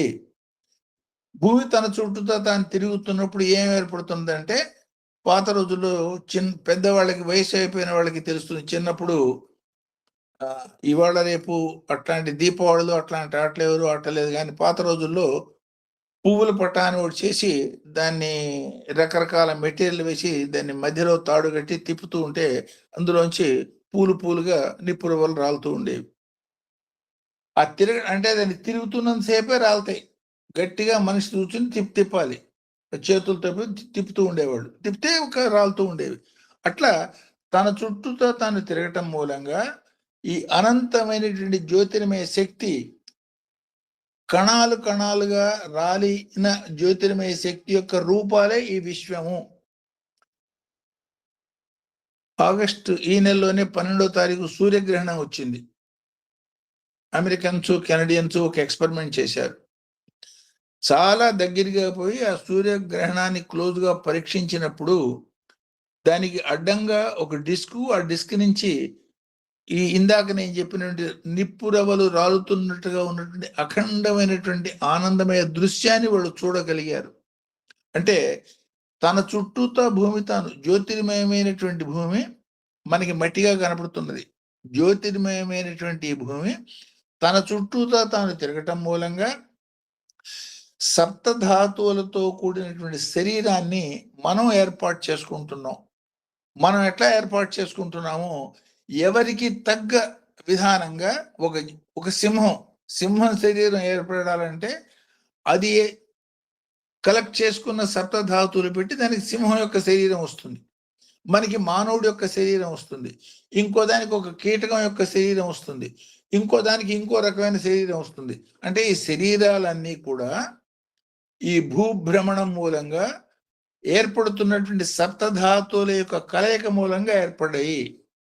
అంటే చాలా వేగంగా తిరుగుతున్నప్పుడు ఒక మాదిరి వెలుతురు, చాలా తక్కువ వేగంగా తిరుగుతున్నప్పుడు ఇంకో మాదిరి వెలుతురు రావడం అనేది మనం చూస్తున్నాం. ఇప్పుడు బల్బుల్లో కూడా ఫస్ట్ స్విచ్ వెయ్యి చాలా బ్రైట్గా వెలుగుతుంది, రెండో స్విచ్ వెయ్యి ఆ బ్రైట్నెస్ తగ్గుతుంది, మూడో స్విచ్ వెయ్యి ఇంకా బ్రైట్నెస్ తగ్గుతుంది, నాలుగో స్విచ్ వెయ్యి జస్ట్ మిణుకుమంటూ కనపడుతుంది. ఒకటే బల్బు. ఏమిటి దాని అర్థం? ఈ 4 రకాల స్థాయిలు అందులోనే ఉన్నాయి. అందులోకి ఎంత కరెంటు పోతుందో దాన్ని బట్టి అందులో నుంచి వచ్చే వెలుతురులో తేడాలు మనకు కనపడతాయి. అట్లా ఒక జీవి తన శక్తి కొద్దీ, తన పరిణితి కొద్దీ, తన ఎవల్యూషన్లో తను ఏ స్థాయి సాధించిందో దాన్ని బట్టి ఈ భూభ్రమణంలో తన యొక్క శరీరాన్ని సంతరించుకుంటుంది. సో మానవుడిగా ఉత్తమోత్తమైనటువంటి మానవ శరీరాన్ని, సప్తధాతువులతో కూడిన మానవ శరీరాన్ని ఏర్పాటు చేసుకున్నావు నువ్వు. ఏర్పాటు చేసుకోవటంలో ఉద్దేశం ఏమిటి? బ్రహ్మాండమైన పిండి వంటలతో రకరకాల 50-60 రకాల పిండి వంటలతో భోజనం తయారు చేశాం. ఈ తయారు చేసి నేను తయారు చేశాను గొప్ప చెప్పుకుని ఎవరు కడుపు మార్చుకుంటూ కూర్చున్నాం అనుకోండి, ఆ భోజనం వల్ల ఉపయోగం ఉంటుందే? అన్ని రకాల పదార్థాలు తయారు చేసినప్పుడు తిన్నప్పుడు ఈ చేసింది బాగున్నది, నేను తినగలిగేదానికి చేశాను. అదే మాదిరిగా ఇంత ఉత్తమమైనటువంటి మానవ జన్మ నీకు వచ్చింది, సప్తధాతువులతో కూడిన శరీరం వచ్చింది, ఆలోచించగలిగినటువంటి మెదడు వచ్చింది, ఆచరణాత్మకమైనటువంటి కరచరణాది అవయవాలు వచ్చినాయి. సో ఆలోచించగలుగుతావు, నిర్ణయం చేసుకోగలుగుతావు, నిర్ణయం చేసుకున్న దాన్ని ఇంప్లిమెంట్ చేయగలుగుతావు, అంటే చర్యలోకి తీసుకురాగలుగుతావు. ఈ 3 శక్తులు ఉన్న శరీరాన్ని భగవంతుడి యొక్క అనుభూతి పొందేదానికి ఉపయోగపెడుతున్నావా? లేదు ఇహ పుట్టానే ఇంకా ఇంకా ఇంకా ఈ ప్రపంచంలోనే కూరుకుపోయేదానికి ప్రయత్నం చేస్తున్నావా? ఆలోచించుకో అన్న సంకేతాన్ని ఈ మంత్రం మనకి చెప్తోంది. ఎందువల్ల 84 లక్షల రకాల జీవరాశులు వాళ్ళ శరీరాలు తయారు చేసుకుంటున్నాయి. ఈ 84 లక్షల రకాల జీవరాశుల్లో కేవలం మానవుడి శరీరంలో మాత్రమే సంపూర్ణమైనటువంటి మెదడు పరిణితికి వచ్చి ఈ ఆలోచనలు ఆచరణాత్మకం చేసుకోగలిగిన శక్తి, ఈ ప్లానింగు, ఇంప్లిమెంటేషను, ఈ శక్తులన్నీ ఉన్నాయి. కాబట్టి నువ్వు ఇచ్చిన అవకాశాన్ని సద్వినియోగం చేసుకుంటున్నావా? సో మొదటి చుట్టులో భూమి తన చుట్టూతో తిరుగుతున్నప్పుడు ఈ సమస్తమైనటువంటి ధాతువులతో శరీరం ఏర్పడితే, రెండో చుట్టులో భూప్రదక్షిణం చేస్తున్నప్పుడు, అంటే చంద్రుడు భూప్రదక్షిణం చేస్తున్నప్పుడు మనస్సు, పరిణితి పొందిన మనస్సు, పరిణితి లేని మనస్సు, కేవలం సంకల్ప వికల్పాత్మకమైన మనస్సు, లేదు ఆకలి, శారీరకమైన కోరికలు, ఇట్లాంటివి మాత్రమే గుర్తు చేయగలిగినటువంటి జంతువుల తాలూకు పౌనఃపుణ్యము, లేదు ఒక రాయి లాంటిది ప్రాణశక్తి ఉన్నది కానీ చాలా నిద్రాణంగా ఉన్నది, పగలగొట్టినా దానికి తెలియదు, మాట్లాడలేదు, అట్లాంటి స్థితి. ఇట్లా అనేక స్థాయిల్లో జీవ జంతువులు ఏర్పడుతున్నాయి. కాబట్టి ఉత్తమోత్తమైనటువంటి శక్తి గల మనసుతో ఏర్పడ్డ శరీరాన్ని సద్వినియోగం చేసుకుంటున్నావా? సో మూడో భ్రమణం దగ్గరికి వచ్చేటప్పటికి చంద్రుడు భూమి కలిసి సూర్యుడు చుట్టూతా ప్రయాణం చేయటంలో చైతన్య ప్రజ్ఞ ఏర్పడుతుంది. అంటే చైతన్యం అంటే ఏమిటి? గాఢ నిద్ర నేను పోయినాను, గాఢ నిద్రలో నేనెవడో నాకు తెలియదు, శరీరం ఉందో లేదో తెలియదు, ఆడో మగో తెలియదు, సత్యానో బతికున్నానో తెలియదు. కానీ నిద్ర లేవగానే మళ్ళీ ఇవన్నీ భుజాన్ని వేసుకుని ఓహో నేను ఫలానా, నాకు ఎస్టర్డే ఈ పని చేశాను, మొన్న ఈ పని చేశాను, నిన్న ఈ పని, ఇవన్నీ గుర్తుతో పుడుతున్నాం. నిద్ర అనేది ఒక చావుతో సమానం, సావు అనేది ఒక శాశ్వతమైన నిద్రతో సమానం. ఆ రెండింటికి పెద్ద తేడా లేదు. ప్రతిరోజు మనకు అనుభూతం అవుతుంది నిద్ర. దాన్ని నిద్ర, మళ్ళీ లేస్తాము మళ్ళీ అనే భావంతోనే దాన్ని ఆస్వాదిస్తున్నాం తప్ప ఒకనాడు శాశ్వతమైన నిద్ర వచ్చే అవకాశం ఉన్నది. ఈ లోపలే మనం చక్క పెట్టుకోవాల్సినవి చక్క పెట్టుకోవాలి. పెద్దలు ఒక మాట చెప్తారు, దీపం ఉండంగానే ఇల్లు చక్క పెట్టుకో. ఏమిటి దీపం ఉండంగానే ఇల్లు చక్క పెట్టుకో? దాన్ని కరెంటు పోయినప్పుడు దీపం కింద పట్టుకొచ్చారు. కరెంటు పోయినప్పుడు దీపం కాదు వాళ్ళు చెప్పిన మాట. ఆత్మ అనే దీపం నీలో వెలుగుతోంది. ఆత్మ అనే దీపం నీలో వెలుగుతున్నప్పుడే నువ్వు చక్క పెట్టుకోవాల్సిన పనులు చక్క పెట్టుకో. చక్క పెట్టుకోవటం అంటే ఏమిటి? అనేక స్థాయిల్లో ప్రపంచం వైపు తిరుగుతున్నావు. ఈ ప్రపంచం వైపు తిరగటాన్ని మానేసి ఆత్మముఖీనమై అంతర్ముఖీనమైన ప్రయత్నంలో పొందవలసిన ఫలితం నువ్వే జ్యోతిర్మయ స్వరూపుడుగా అనుభూతి పొందు. అది చక్క పెట్టుకోవటం. చక్క పెట్టుకోలేకపోయినావు, మళ్ళీ ఇంకోసారి శరీరం, మళ్ళీ ఇంకోసారి ఆత్మ దొరకాలి. దొరికినప్పుడు మాత్రమే నువ్వు మళ్ళీ ప్రయత్నం చేయగలుగుతావు. దీన్నే షిరిడి సాయి బుక్లో చక్కటి మాట చెప్పాడు. దేవతలు కూడా మానవ శరీరం పట్ల కించిత్ ఈర్ష్యాభావంతో ఉండటం సహజము. కారణం ఏమిటంటే దేవతలు ఎవరు కూడా కర్మకి అర్హులు కారు. వాళ్ళకి ఏ పని అయితే భగవంతుడు అప్పచెప్పాడో ఆ పనికి నియోగించబడ్డవాళ్ళు. నియోగి వైదికి అని కొట్టుకుంటూ ఉంటారు. వైదికి నియోగి అంటే ఏమిటర్థం? నియోగించబడ్డవాడు నియోగి. వేదోక్తమైన బతుకు బతికేవాడు వైదికి. అంటే అందరూ వేదోక్తమైన బతుకు బతుకుతున్నా కొంతమంది కొన్ని కొన్ని పనులలో రాజుల చేత నియోగించబడ్డారు కాబట్టి వాళ్ళని నియోగులు అన్నారు. అట్లా భగవంతుడు కొంత శక్తి కలిగినటువంటి మహా పురుషుల్ని నువ్వు ఈ పని చెయ్యి, నువ్వు సూర్యుడిగా ఉండు, నువ్వు చంద్రుడిగా ఉండు, నువ్వు బుధగ్రహంగా ఉండు, నువ్వు గురుగ్రహంగా ఉండు, లేదు నువ్వు శనిగ్రహంగా ఉండు. వీళ్ళంతా మనలాంటి మానవులే. సాధన చేత అనేక రకాల స్థాయిలు పొంది విశ్వ కళ్యాణానికి దోహదపడుతున్నారు. పొరపాటున కూడా వాళ్ళు చేయవలసిన కార్యాన్ని తప్పు చేయరు. అట్లాంటి నిర్ధారణమైన స్థితిలో ఉన్నా కూడా వాళ్ళకి కర్మ చేసే అధికారం కోల్పోయి ఉత్తమ స్థితిలో ఉన్నారు. కాబట్టి మళ్ళీ కర్మ చేయాలి, ఆ ఉన్న స్థితి కన్నా ఉత్తమ స్థితి పొందాలనేటట్టయితే మళ్ళీ మానవుడిగా పుట్టి మాత్రమే కర్మ చేసి ఉన్నత స్థితికి పోగలుగుతారు సుమా. కాబట్టి మానవ జీవితం అనేది చాలా మోస్ట్ డైనమిక్. అంటే ఇప్పుడు ఫర్ ఎగ్జాంపుల్ ఒక బ్రహ్మాండమైన రావి చెట్టు ఉన్నది. ఆ రావి చెట్టుకి అఖండమైన కొమ్మలు ఉన్నాయి, రెమ్మలు ఉన్నాయి, ఆకులు ఉన్నాయి, రకరకాలు ఉన్నాయి. వీటన్నిటికీ సంవత్సరానికి ఒకసారి పూచే చిన్న చిన్న పూలు, కంటికి కూడా కనపడిన పూలు, ఆ పూలతో చిన్న కాయలు, ఆ కాయల్లో కంటికి కనపడకుండా ఉండే గింజలు, అత్యంత సూక్ష్మమైనటువంటి గింజ, కొన్ని లక్షల కోట్ల గింజలు కాస్తుంది సంవత్సరానికి.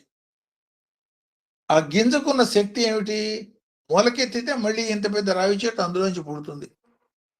అదే ఆ కాండంలోంచి ఒక పెద్ద కొమ్మ తీసుకొచ్చి పాతి పెడితే మొలవకపోవచ్చు, ఆకులు పాతి పెడితే మొలవకపోవచ్చు. కానీ ఈ చిన్న గింజలో ఉన్న శక్తి మళ్ళీ ఆ చెట్టును పట్టుకురాగలుగుతుంది. అట్లాగని ప్రతి గింజ చెట్టు అవుతుందే. కోటాను కోట్ల గింజలు ప్రతి సంవత్సరం కాస్తుంటే అందులో ఆ ఒకటో రెండో గింజలు మాత్రమే చెట్టు అయ్యే అవకాశాన్ని పొందుతాయి. అట్లా మానవ జన్మ గింజలో నుంచి మాత్రమే మొక్క మొలుస్తుంది. అట్లా మానవ జన్మ అనేది ముఖ్యం. ఈ మానవ జన్మలో మొలకెత్తి మళ్ళీ మొక్కొచ్చే అవకాశం ఉన్నది. ఆ స్థితికి నువ్వు ప్రయత్నం చెయ్యి అన్న సంకేతాన్ని అనేక రకాలుగా ఈ మంత్రం మనకి ఇండికేట్ చేస్తోంది. సో ఇందాక చెప్పినటువంటి 7 స్వప్త సూర్యుల్లో కూడా 3 వర్ణాలు పైకి 3 వర్ణాలు కిందకి మధ్యలో ఉన్నది విబ్జిఆర్ పరంగా అన్వయం చేసుకున్నా చేయొచ్చు. లేదా సప్త సూర్యులకి కూడా వివస్వంతుడని అంశుమానని పేర్లతో ఆ 7 సూర్యుని దర్శించిన మహానుభావులు చెప్పిన మాటలు వేదోక్తమైన మాటలు మనకు కనపడుతున్నాయి. కాబట్టి ఆ 7 సూర్యుల సంఖ్య ఆధారభూతమైన సంఖ్య. ఇంకొక మాట కూడా ఇక్కడ మనం గుర్తు చేసుకునే మాట ఏంటంటే, ఇంతమంది వీళ్ళు దర్శించారు. ఈ మంత్రానికి ద్రష్ట ఎవరయ్యా అంటే కాలస్వరూపుడు అంటున్నారు, లేదు మరుత్ స్వరూపుడు అంటున్నారు. కాలస్వరూపుడు అంటే ఏమిటి? కాలమే బ్రహ్మట. ఎంతో మంది దర్శించారు. ఇవాళ మనకున్న విధానం చూడండి. ఒక చిన్న డ్రోన్ కనుక్కున్నాను, అది నా పేరు మీద పేటెంట్ తీసుకుని దాంతో ఎట్లా డబ్బు సంపాదించాలి. లేదు ఒక చిన్న AK-47 రైఫిల్ తయారు చేశాను, AK-47 దానికి పేటెంట్ కొన్ని కోట్ల రూపాయలు దాని ఇది మనం గమనిస్తున్నాం. ఇంతటి మహత్తరమైన సత్యాన్ని సూర్యుడు, అందులో 7 సూర్యుడు నేను చూశాను, 8వ సూర్యుడు కూడా ఉన్నాడు, మార్గం ఇది అని చెప్పిన ఆయన ఏం పేటెంట్ తీసుకోలేదే. ఈ ద్రష్ట నేను అని చెప్పి కూడా చెప్పలే ఆయన. కాలానుగుణంగా పరిణితి పొందిన ప్రతి మానవుడు ఈ దర్శనం చేసుకోగలుగుతాడు. సాధన చేసిన ప్రతివాడికి కూడా ఈ దర్శనం లభ్యం అవుతుంది. కాబట్టి కాలమే ద్రష్ట. చూడండి వాళ్ళ ఎంత ఉదాత్తమైన భావం. ఇందాక రాముడు కృష్ణుడు అనుకున్నాం. రాముల వారు అయోధ్యకి తిరిగి వచ్చాడు. రావణాసుర సంహారం జరిగిపోయింది. ఆ రావణాసుడి యొక్క పేరు వింటేనే జనం అల్లాడిపోయేవాడు, గడగడలాడిపోయేవాడు. అట్లాంటి స్థితి రావణాసురుడిది. సైన్యం కూడా లేదు. అయోధ్యలో ఉన్నటువంటి సైన్యం అయోధ్యలోనే ఉండిపోయింది. కేవలం రావణుడు, లక్ష్మణుడు మాత్రమే. ఇద్దరు ఆ కోతులు లేదా భల్లూకాలు వాళ్ళ వెంట పెట్టుకున్నారు. అది చేశారు. యుద్ధంలో జరిగింది. రావణాసురుడు చచ్చిపోయినాడు. కథలన్నీ. కౌసల్యాదేవి రావణ్ణి పిలిచిన ఆయన, ఇట్లా విన్నాను నేను, అంతటి శక్తివంతుడు, అంతటి బలవంతుడైన రావణాసురుడిని సంహరించావని విన్నాను, చాలా సంతోషం, ఎట్లా జరిగింది ఏమిటి అని అడుగుతుంది. ఆయన చెప్పిన వినమ్రమైన సమాధానం చూడండి. అమ్మా, మహాభక్తుడు, మహాశక్తివంతుడు, అఖండమైన జ్ఞాని నేను సంహరించాను కాదు, కాలమే అతన్ని సంహరించింది. కాలానుగుణంగా అతను ఆశ్రయించిన కొన్ని దుర్గుణాల మూలంగా కాలం అతన్ని సకాలంలో సంహరించింది అని చెప్తాడు. మనకందరికీ తెలుసు చంపినవాడు రాముడు అని. కానీ ఆ వినమ్రత చూడండి. అంటే యోగ విద్యతో పాటు ఆ వినమ్రతని మీరు ఆశ్రయిస్తున్నారా? ఆశ్రయిస్తే ముందుకు పోతారు. లేకపోయేటట్టయితే యోగం అనేది భోగం కింద మారుతుంది. భోగం అంటే ఏమిటి? భోగం కూడా యోగమే. భోగంలో ఉన్నది కూడా యోగమే. 2 శరీరాలు కలిస్తే భోగం. సో అంటే కలయికలో ఉన్నటువంటి ఆనందాన్ని పొందేదానికి చేసే ప్రయత్నంలో దాని స్థాయిని పెంచుకుంటూ మనస్సు శరీరంతో కలవటం, మనస్సు ఆత్మతో కలవటం, ఈ ఆత్మ పరమాత్మతో కలవటం, ఆ మెట్టుగా ఉన్నత స్థాయి యోగాల్ని సాధించేదానికి ప్రయత్నం చేయండి. అవకాశం ఉన్నటువంటి శరీరం, మనస్సు ఏర్పడ్డది అన్న సంకేతాన్ని, అవి ఎట్లా ఏర్పడ్డాయి, ఈ భ్రమణం మూలంగా ఎట్లా జరిగింది అనే మాటని ఈ మంత్రం మనకి ఇండికేట్ చేస్తోంది. సో 12 నెలల్లోనూ 12 రకాలుగా సూర్యుడు యొక్క తత్వం ఉంటుంది. ఒకే ఒక సూర్యుడు కానీ 12 రకాల తత్వాల్ని వ్యక్తం చేస్తాడు. దాన్నే ద్వాదశ ఆదిత్య తత్వాలు అంటారు. ఈ ద్వాదశ ఆదిత్య తత్వాల కారణం ఏమిటంటే, ఈ ఋతు చక్రాన్ని నడిపేదానికి ఈ సూర్యుడే, అంటే సృష్టి చక్రం నడిపేదానికి వర్షం పడాలి, కొన్ని లక్షణాలు ఉండాలి. ఎండ ఎక్కువ రావాలి, ఇంకొన్ని లక్షణాలు ఉండాలి. చాలా చల్లగా ఉండాలి, ఇంకొన్ని లక్షణాలు ఉండాలి. సో ప్రధానమైన కాలాలు ఏమిటి? ఎండాకాలం, వర్షాకాలం, శీతాకాలం, మూడే ఉంటాయి. ఈ ఈ ఋతువుల పరంగా 6 ఋతువులు ఉంటాయి. సో ఈ కాలచక్రాన్ని నడిపే విధానాన్ని విశ్వభ్రమణకారిణి అన్న పరంగా ఉన్నటువంటి తత్వాన్ని సూర్యుడు, అంటే విశ్వాన్ని భ్రమింపజేసే ఓ పరాశక్తి అనే అమ్మవారి నామం మనం చెప్తాము. ఆ విశ్వాన్ని భ్రమింపజేసేదానికి, కాలాన్ని నడిపేదానికి కాలం అనే చక్రాన్ని ఆధారం చేసుకొని, ఒక బండి చక్రం మనం చూసేటట్టయితే బండి చక్రంలో మధ్యలో ఒక కుండ లాంటి భాగం ఉంటుంది, చుట్టూతా పెద్ద చక్రం ఉంటుంది.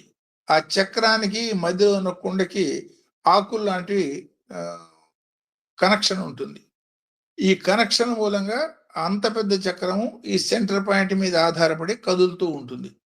అట్లా ఈ కాలచక్రంలో 24 ఆకులతో కూడిన కాలచక్రం ద్వారా సూర్యుడు ఈ కాలాన్ని నడుపుతున్నాడు అన్న మాటని ఇండికేట్ చేయటంగా చూడొచ్చు. ఏమిటా 24 అంటే, ఒకటి సంవత్సర కాలం, అంటే భగవంతుడి యొక్క ఒక పేరుని సంవత్సరాయ నమః అంటారు. అంటే కాలస్వరూప భగవాన్ నీకు నమస్కారం అని అర్థం.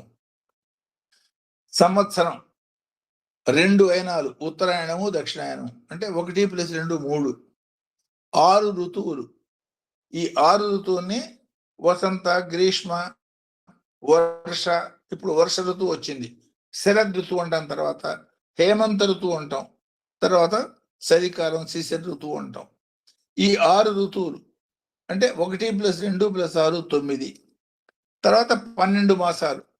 ఈ తెలుగులో మనం ఈ 12 మాసాలని చైత్రం, వైశాఖం, జ్యేష్టం, ఆషాఢం, శ్రావణం, భాద్రపదం, ఆశ్వేజం, కార్తీకం, మార్గశిరం, పుష్యం, మాఘం, పాల్గొనం ఉంటాం. శాస్త్రీయంగా ఏ పేరు ఎందుకు పెట్టారు కూడా మనకు కారణం ఉన్నది. అదే ఇంగ్లీష్ నెలల్లో మనం ఏం పిలుస్తాం? ఆగస్ట్ అంటాం, జూలై అంటాం. అది ఎవడో రాజుల పేర్లతో వచ్చినవి. ఒక నెలకి 31 రోజులు ఉంటాయి ఇంగ్లీష్లో, ఒక నెలకి 30 రోజులు ఉంటాయి, ఒక నెలకి 29 ఉంటాయి, ఒక నెలకి 28 ఉంటాయి. ఎందుకుంటాయో భగవంతుడిగా తెలియాలి. అహంకారపూరితమైనటువంటి రాజులు, ఫర్ ఎగ్జాంపుల్ ఆగస్ట్ అనేవాడు కింగ్, ఒక రాజు. జూలియస్ అనేవాడు ఒక కింగ్, రోమన్ కింగ్స్. ఆ జూలై నెలలో వాడు 31 రోజులు పెట్టాడు. జూలియస్కి 31 రోజులు పెట్టినప్పుడు నా ఆగస్ట్ అనేవాడు పేరుతో వచ్చిన నెలకి 30 ఎట్లా పెడతారు? మీరు దీనికి 31 పెట్టంటే జూలైకి 31, ఆగస్టు అట్లా వచ్చినాయి. అంటే ఎంత అర్ధరహితమైనటువంటి అహంకారపూరితమైన వర్గీకరణం ఇంగ్లీష్ నెలలు మనకు అర్థమవుతుంది. ఈ శాస్త్రీయమైనటువంటి ఈ సంస్కృత నెలలలో దాన్ని చైత్రం అని ఎందుకు పెట్టారు? ఆ చైత్ర లక్షణాలకి ఏ లక్షణాల మూలంగా చైత్రమైంది, ఏ లక్షణాల మూలంగా అది జ్యేష్టమైంది, వైశాఖమైంది, అట్లా వీటన్నిటికీ కారణాలు ఉన్నాయి. ఆ కారణాల జోలికి మనం పోటలే. ఒక చిన్న మాట మాట్లాడారు, ఒక చిన్న అక్షరం ఉపయోగించారంటే ఆ అక్షరానికి కూడా అఖండమైనటువంటి అంతరార్థం ఉంటుంది. నిన్న మొన్న కిందసారి చెప్పాను, హారతి. హారతి అంటే ఏమిటి? హా అంటే శివుడు, రతి అంటే కోరిక. శివుడు అంటే ఏమిటి? జ్యోతిర్మయత్వం. జ్యోతిర్మయమైనటువంటి శివుడి మీద తన యొక్క కోరికని, తన యొక్క భక్తిని, తన యొక్క అఖండమైన ప్రేమని వ్యక్తం చేయటమే హారతి ఇవ్వటము. లేదు, ఆ జ్యోతిర్మయ తత్వం నేనెప్పుడు అవుతానా అనే తాపత్రయంతో ఉన్నటువంటి ప్రయత్నమే సాధన. చూడటానికి సింపుల్గా హారతి అన్నారు. అంటే ఎంత చిన్న పదం, ఎంత ఒకే ఒక అక్షరం మనం మాట్లాడినా సరే, ఆ అక్షరాన్ని దాని యొక్క ఒక శాస్త్రీయ దృక్పథంతో చెప్పటం అనేది వేద విధానాల్లో, వేద విజ్ఞానంలో ఒక భాగంగా ఉంటుంది. అహంకారపూరితంగా వచ్చినటువంటి లౌకిక శాస్త్రానికి సంబంధించిన వివరాలు దీంతో ఎక్కడ మ్యాచ్ అయ్యేదానికి అవకాశం ఉండదు. ఇవాళ మనం తెలుసుకున్నటువంటి శాస్త్రీయ సత్యాలన్నీ ఏనాడో వాళ్ళు తెలుసుకుని దాన్ని సూక్ష్మీకరించి సూత్రంగా చేసి ఆ సూత్రప్రాయంగా మనకి చెప్పారు. కాబట్టి ఆ సూత్రాలను విడమర్చి అర్థం చేసుకున్నప్పుడు లోతు మనకి తెలుస్తుంది. దాన్ని ఆచరణాత్మకం చేస్తే అనుభవం కలుగుతుంది. కాబట్టి తెలుసుకుని ఆచరించి అనుభవంలోకి తెచ్చుకోవటం అనే మాటని మెట్టుగా దాన్ని పొందండి అనే సంకేతాన్ని ఈ మంత్రాలు మనకి చెప్పటంగా చూడొచ్చు. సో 6 ఋతువులు, తర్వాత 12 మాసాలు. ఒక రోజు, ఆ రోజులో ఒక పొగలు ఒక రాత్రి, దివ రాత్రి, అహోరాత్రులు అంటారు, అంటే పొగలు రాత్రి.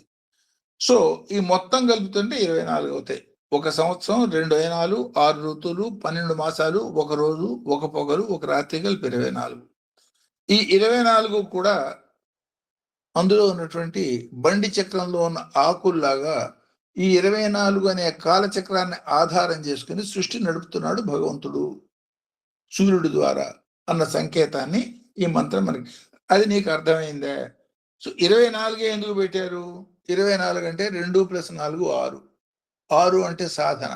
సాధన ద్వారా దీన్ని అనుభూతం చేసుకో. 6 అంటే ఆరో చక్రం. ఆరో చక్రం ఏమిటి? అదే భృగుటి. మాటిమాటికి ఆజ్ఞాచక్రం, భృగుటి, 2 కళ్ళ మధ్యస్థానం, అదే మోస్ట్ ఇంపార్టెంట్, శివస్థానం, ఇవన్నీ అనుకుంటాం. అరిషడ్ వర్గాలు 6 శత్రువులు, మిత్ర షడ్వర్గాలు 6 మిత్రులు, ఆరో చక్రము 6 సంఖ్య అంటే 24. అంటే సాధన ద్వారా దీన్ని అనుభూతం చేసుకుని ఆ పొందవలసిన స్థితి పొందండి ఎన్ని సాంకేతికంగా చెప్పారు.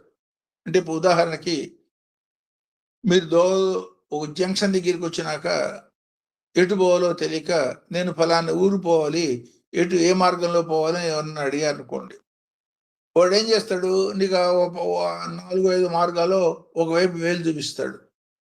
ఒకవైపు వేలు చూపిస్తే అర్థం ఆ మార్గంలో నువ్వు పోతే వస్తావు అని సంకేతం. అది వాడు వేలు చూపించిన అంత మాత్రాన ఏ ఊరు నువ్వు పోవాలో ఆ ఊరు రాలే.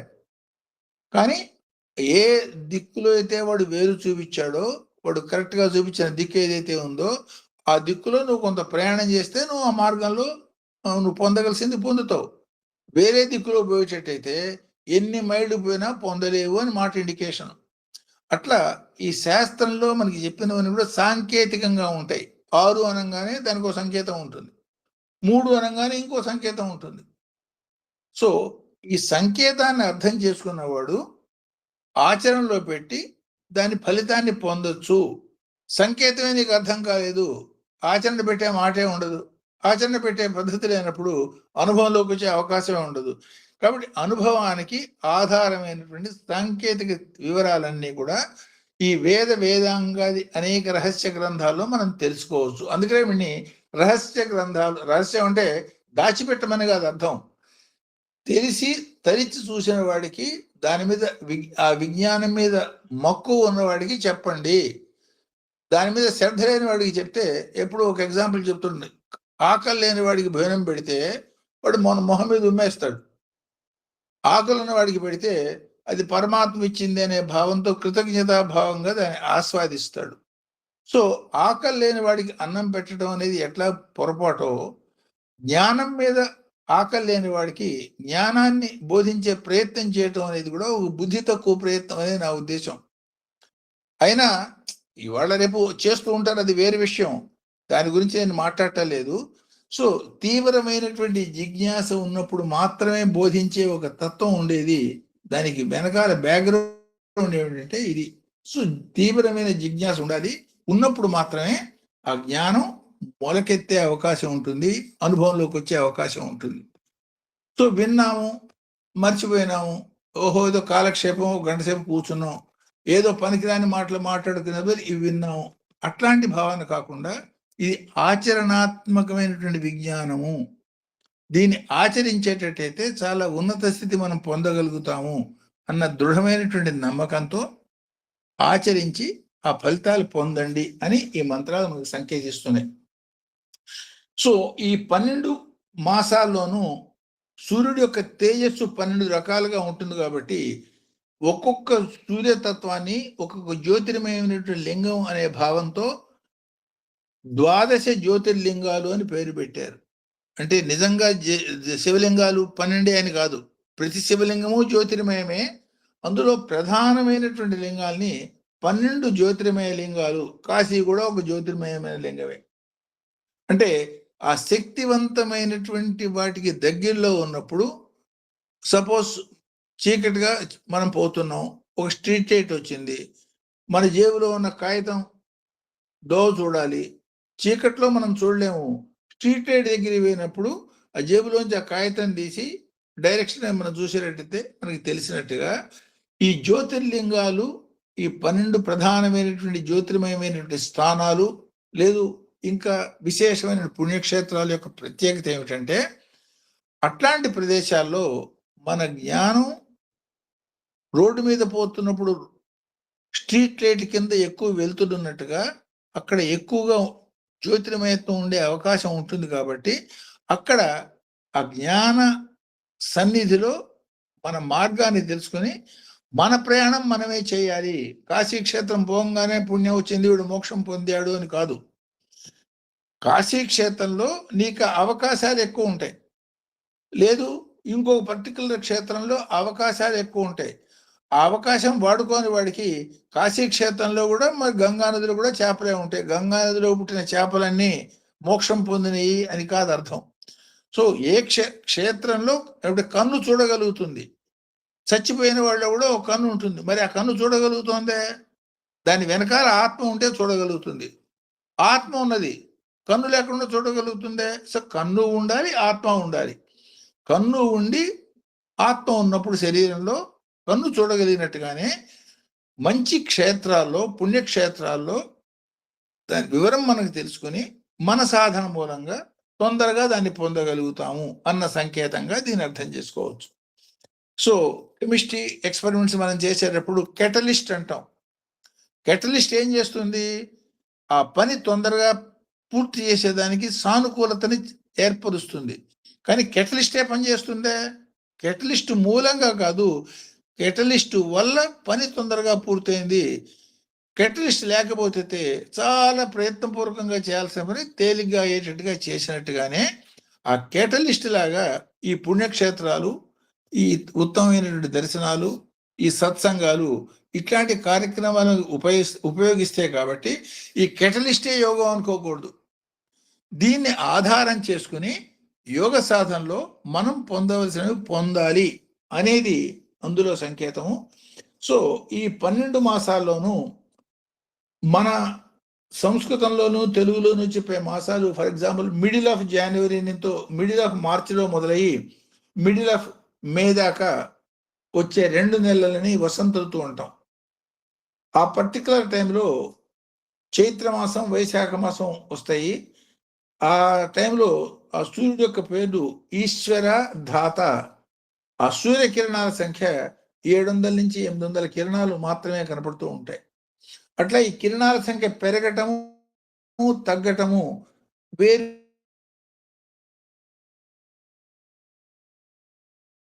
వేరు పేరుసాలకి 12 రకాల సూర్యులు ఉండటం.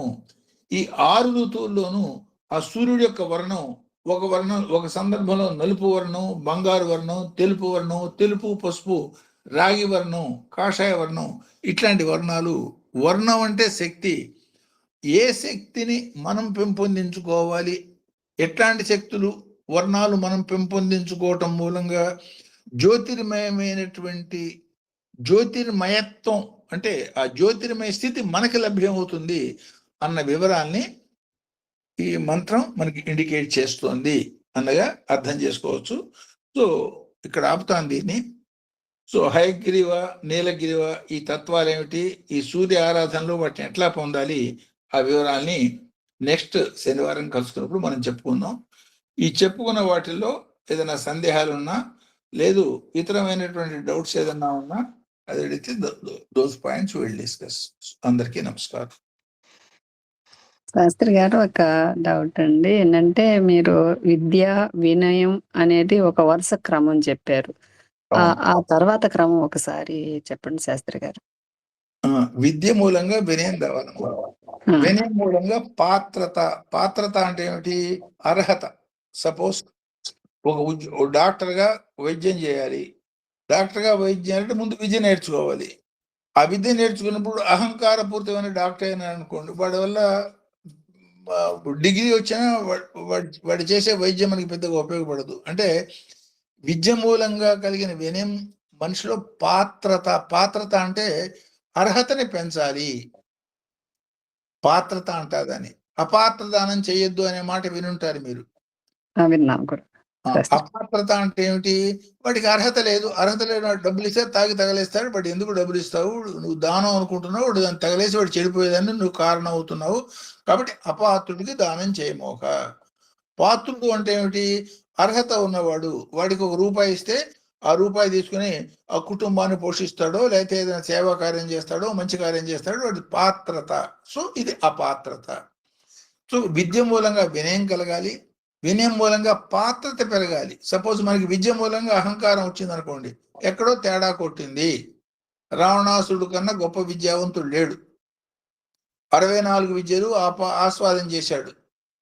రాముడు, అవతార పురుషుడైన రాముడు కేవలం 24 విద్యలు మాత్రమే చదువుకున్నాడు. 64 విద్యలు చదువుకున్న బ్రాహ్మడుగా పుట్టిన రావణ అసురుడు అన్నారు. ఈ 24 విద్యలు చదువుకున్న క్షత్రియ కులంలో పుట్టిన అఖండమైన పాత్రత గల రాముడి దేవుడు అన్నారు. వాడు బ్రాహ్మడైనా రాక్షసుడు అయిపోయినాడు. అంత గొప్ప విద్య ఉండి, అంత గొప్ప జ్ఞానం ఉండి, కేవలం అహంకారం మూలంగా వాడు రాక్షసుడు అయిపోయినాడు. బ్రహ్మ రాక్షసుడు అయిపోయినాడు. ఈయన క్షత్రుడైనా కూడా తన పాత్రత మూలంగా దేవుడైనాడు. సో పాత్రత, విద్య మూలంగా పాత్రత కలగాలి. నీకు ఆ విద్య పాత్రత ఇస్తోందా లేదా? సో పాత్రత వచ్చినప్పుడు ఏమవుతుంది? ధనం కలుగుతుంది. ధనం అంటే ఏమిటి? ధనం అంటే కేవలం డబ్బు అని మాత్రమే అనుకుంటున్నారు. సో ధనం అంటే అన్ని రకాల ఐశ్వర్యాలు ధనమే. జ్ఞానం అనేది ఒక ధనం. ముఖంలో ఉండే కళ అనేది ఒక ధనం. సో ధనమగ్ని, ధనం వాయు, ధనం సూర్యో, ధనం వసు అంటే ధనం యొక్క లక్షణాలు విశ్వం అంతా ఎట్లా ధనం వ్యాపించి ఉంటుందో, ఈ ఐశ్వర్యాలన్నీ అనేక రకాల ఐశ్వర్యాల గురించి వాటన్నింటి ఒక్క మాట ధనం అంటారు. సో పాత్రత మూలంగా ధనం కలగాలి. ధనం మూలంగా అవతల వాడికి ఇచ్చే ఒక శక్తి, డబ్బులు ఇయ్యాలని కోరుకున్నది ఇచ్చేదానికి డబ్బు లేదు, ఏమి ఇవ్వగలుగుతాడు? ముందు ధనం ఉండాలి, ఇవ్వాలనే మనసు ఉండాలి. సో పాత్రత, ధనం, ధనం తర్వాత దానం, దానం తర్వాత దానివల్ల వచ్చే పుణ్యం, ఆ పుణ్యం మూలంగా వచ్చేది ఒక సంస్కారం, ఆ సంస్కారం మూలంగా వచ్చేది ఒక జన్మ, ఆ జన్మ మూలంగా వచ్చేది భగవంతుల్లో ఐక్యమైపోవాలి అనే ఒక బలమైనటువంటి కోరిక. అంటే ఫర్ ఎగ్జాంపుల్ ఎంతో మంది ఉన్నారు, ఎంతో మంది ఉన్నా చాలా కొద్ది మందికి మాత్రమే భగవంతుడి మీద అనురాగం కలుగుతుంది. వాళ్ళు అనురాగం కలిగిన వాళ్ళలో కొద్ది మంది మాత్రమే ప్రయత్నం చేస్తారు. ఆ ప్రయత్నం చేసే వాళ్ళు కూడా చాలా కొద్ది మంది మాత్రమే చాలా సీరియస్గా ఉంటారు. అంటే ఈ సంఖ్య క్రమక్రమంగా ఎట్లా తగ్గుతూ పోతుందో, ఈ 1వ క్లాస్లో చాలా ఎక్కువ మంది పిల్లలు ఉంటారు, 10th వచ్చేటప్పుడు తగ్గుతారు. అదే PhD దగ్గర పోతే ఇంకా తగ్గుతారు. నోబెల్ లారెట్ అనగానే ప్రపంచం మొత్తం మీద 2-3 ఉంటారు. అట్లా పైకి పోతున్న కొద్దీ కూడా ఒక పిరమిడ్ లాగా సన్నగా అయిపోతూ జనం తగ్గిపోతూ ఉంటారు. కాబట్టి మనం ఆ చివరి దాకా పోవాలి అన్నటువంటి ఒక దృఢమైన దృష్టి కలిగి ఆ జ్ఞానంతో చేసిన సాధన మూలంగా వాటి పొందుతాము అని ఉద్దేశం. విద్యతో ఆగిపోకూడదు. యోగం అనేది ఒక విద్య, లలితా సహస్రనామాలు ఒక విద్య, రుద్రం అనేది ఒక విద్య. సో విద్య, వినయం, పాత్రత, ధనం, దానం, సంస్కారం, సంస్కారం మూలంగా ఉత్తమ జన్మ, సాైక్యత, ఆ స్థితులు సాధించండి అన్న సంకేతం.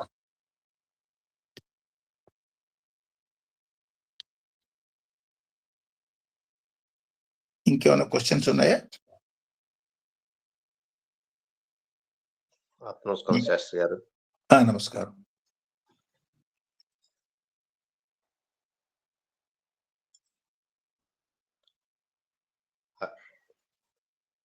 అడగండి, మీ ఇష్టం వచ్చిన క్వశ్చన్ అడగచ్చు. అదే అరుణకి ఒక డౌట్ ఉందంట, అడుగుతుందంట ఒకసారి. Welcome welcome. నమస్కారాలు శాస్త్రి గారు. చెప్పమ్మా. బాగున్నారా అండి? బాగున్నాను.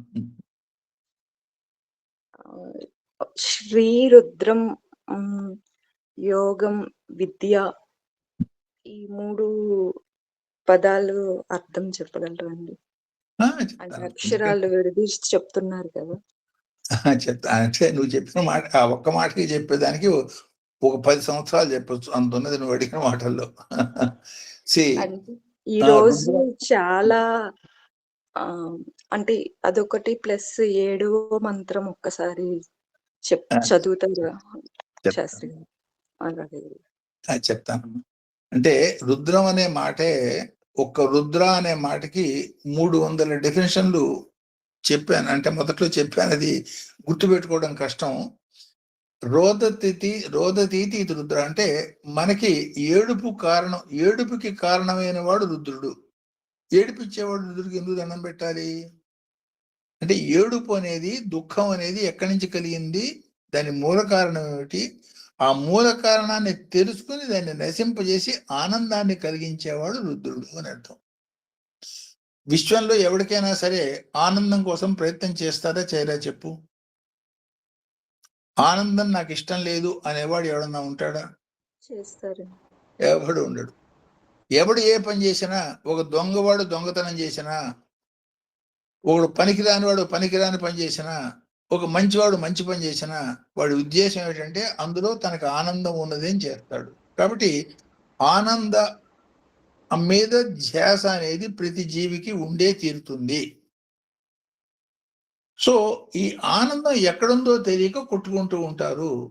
ఆ ఆనంద తత్వానికి మూలం దాకా తీసుకుపోయి ఎక్కడుందో చెప్పి ఆ అనుభూతిని మనకు కలిగించే తత్వాన్ని రుద్ర అనొచ్చు. అది గుర్తుపెట్టుకోమ్మా. దానికి స్త్రీ అనే మాట ఎందుకు చేర్చారంటే, స్త్రీ అనే మాటకి కూడా కొన్ని వందల అర్థాలు ఉన్నాయి.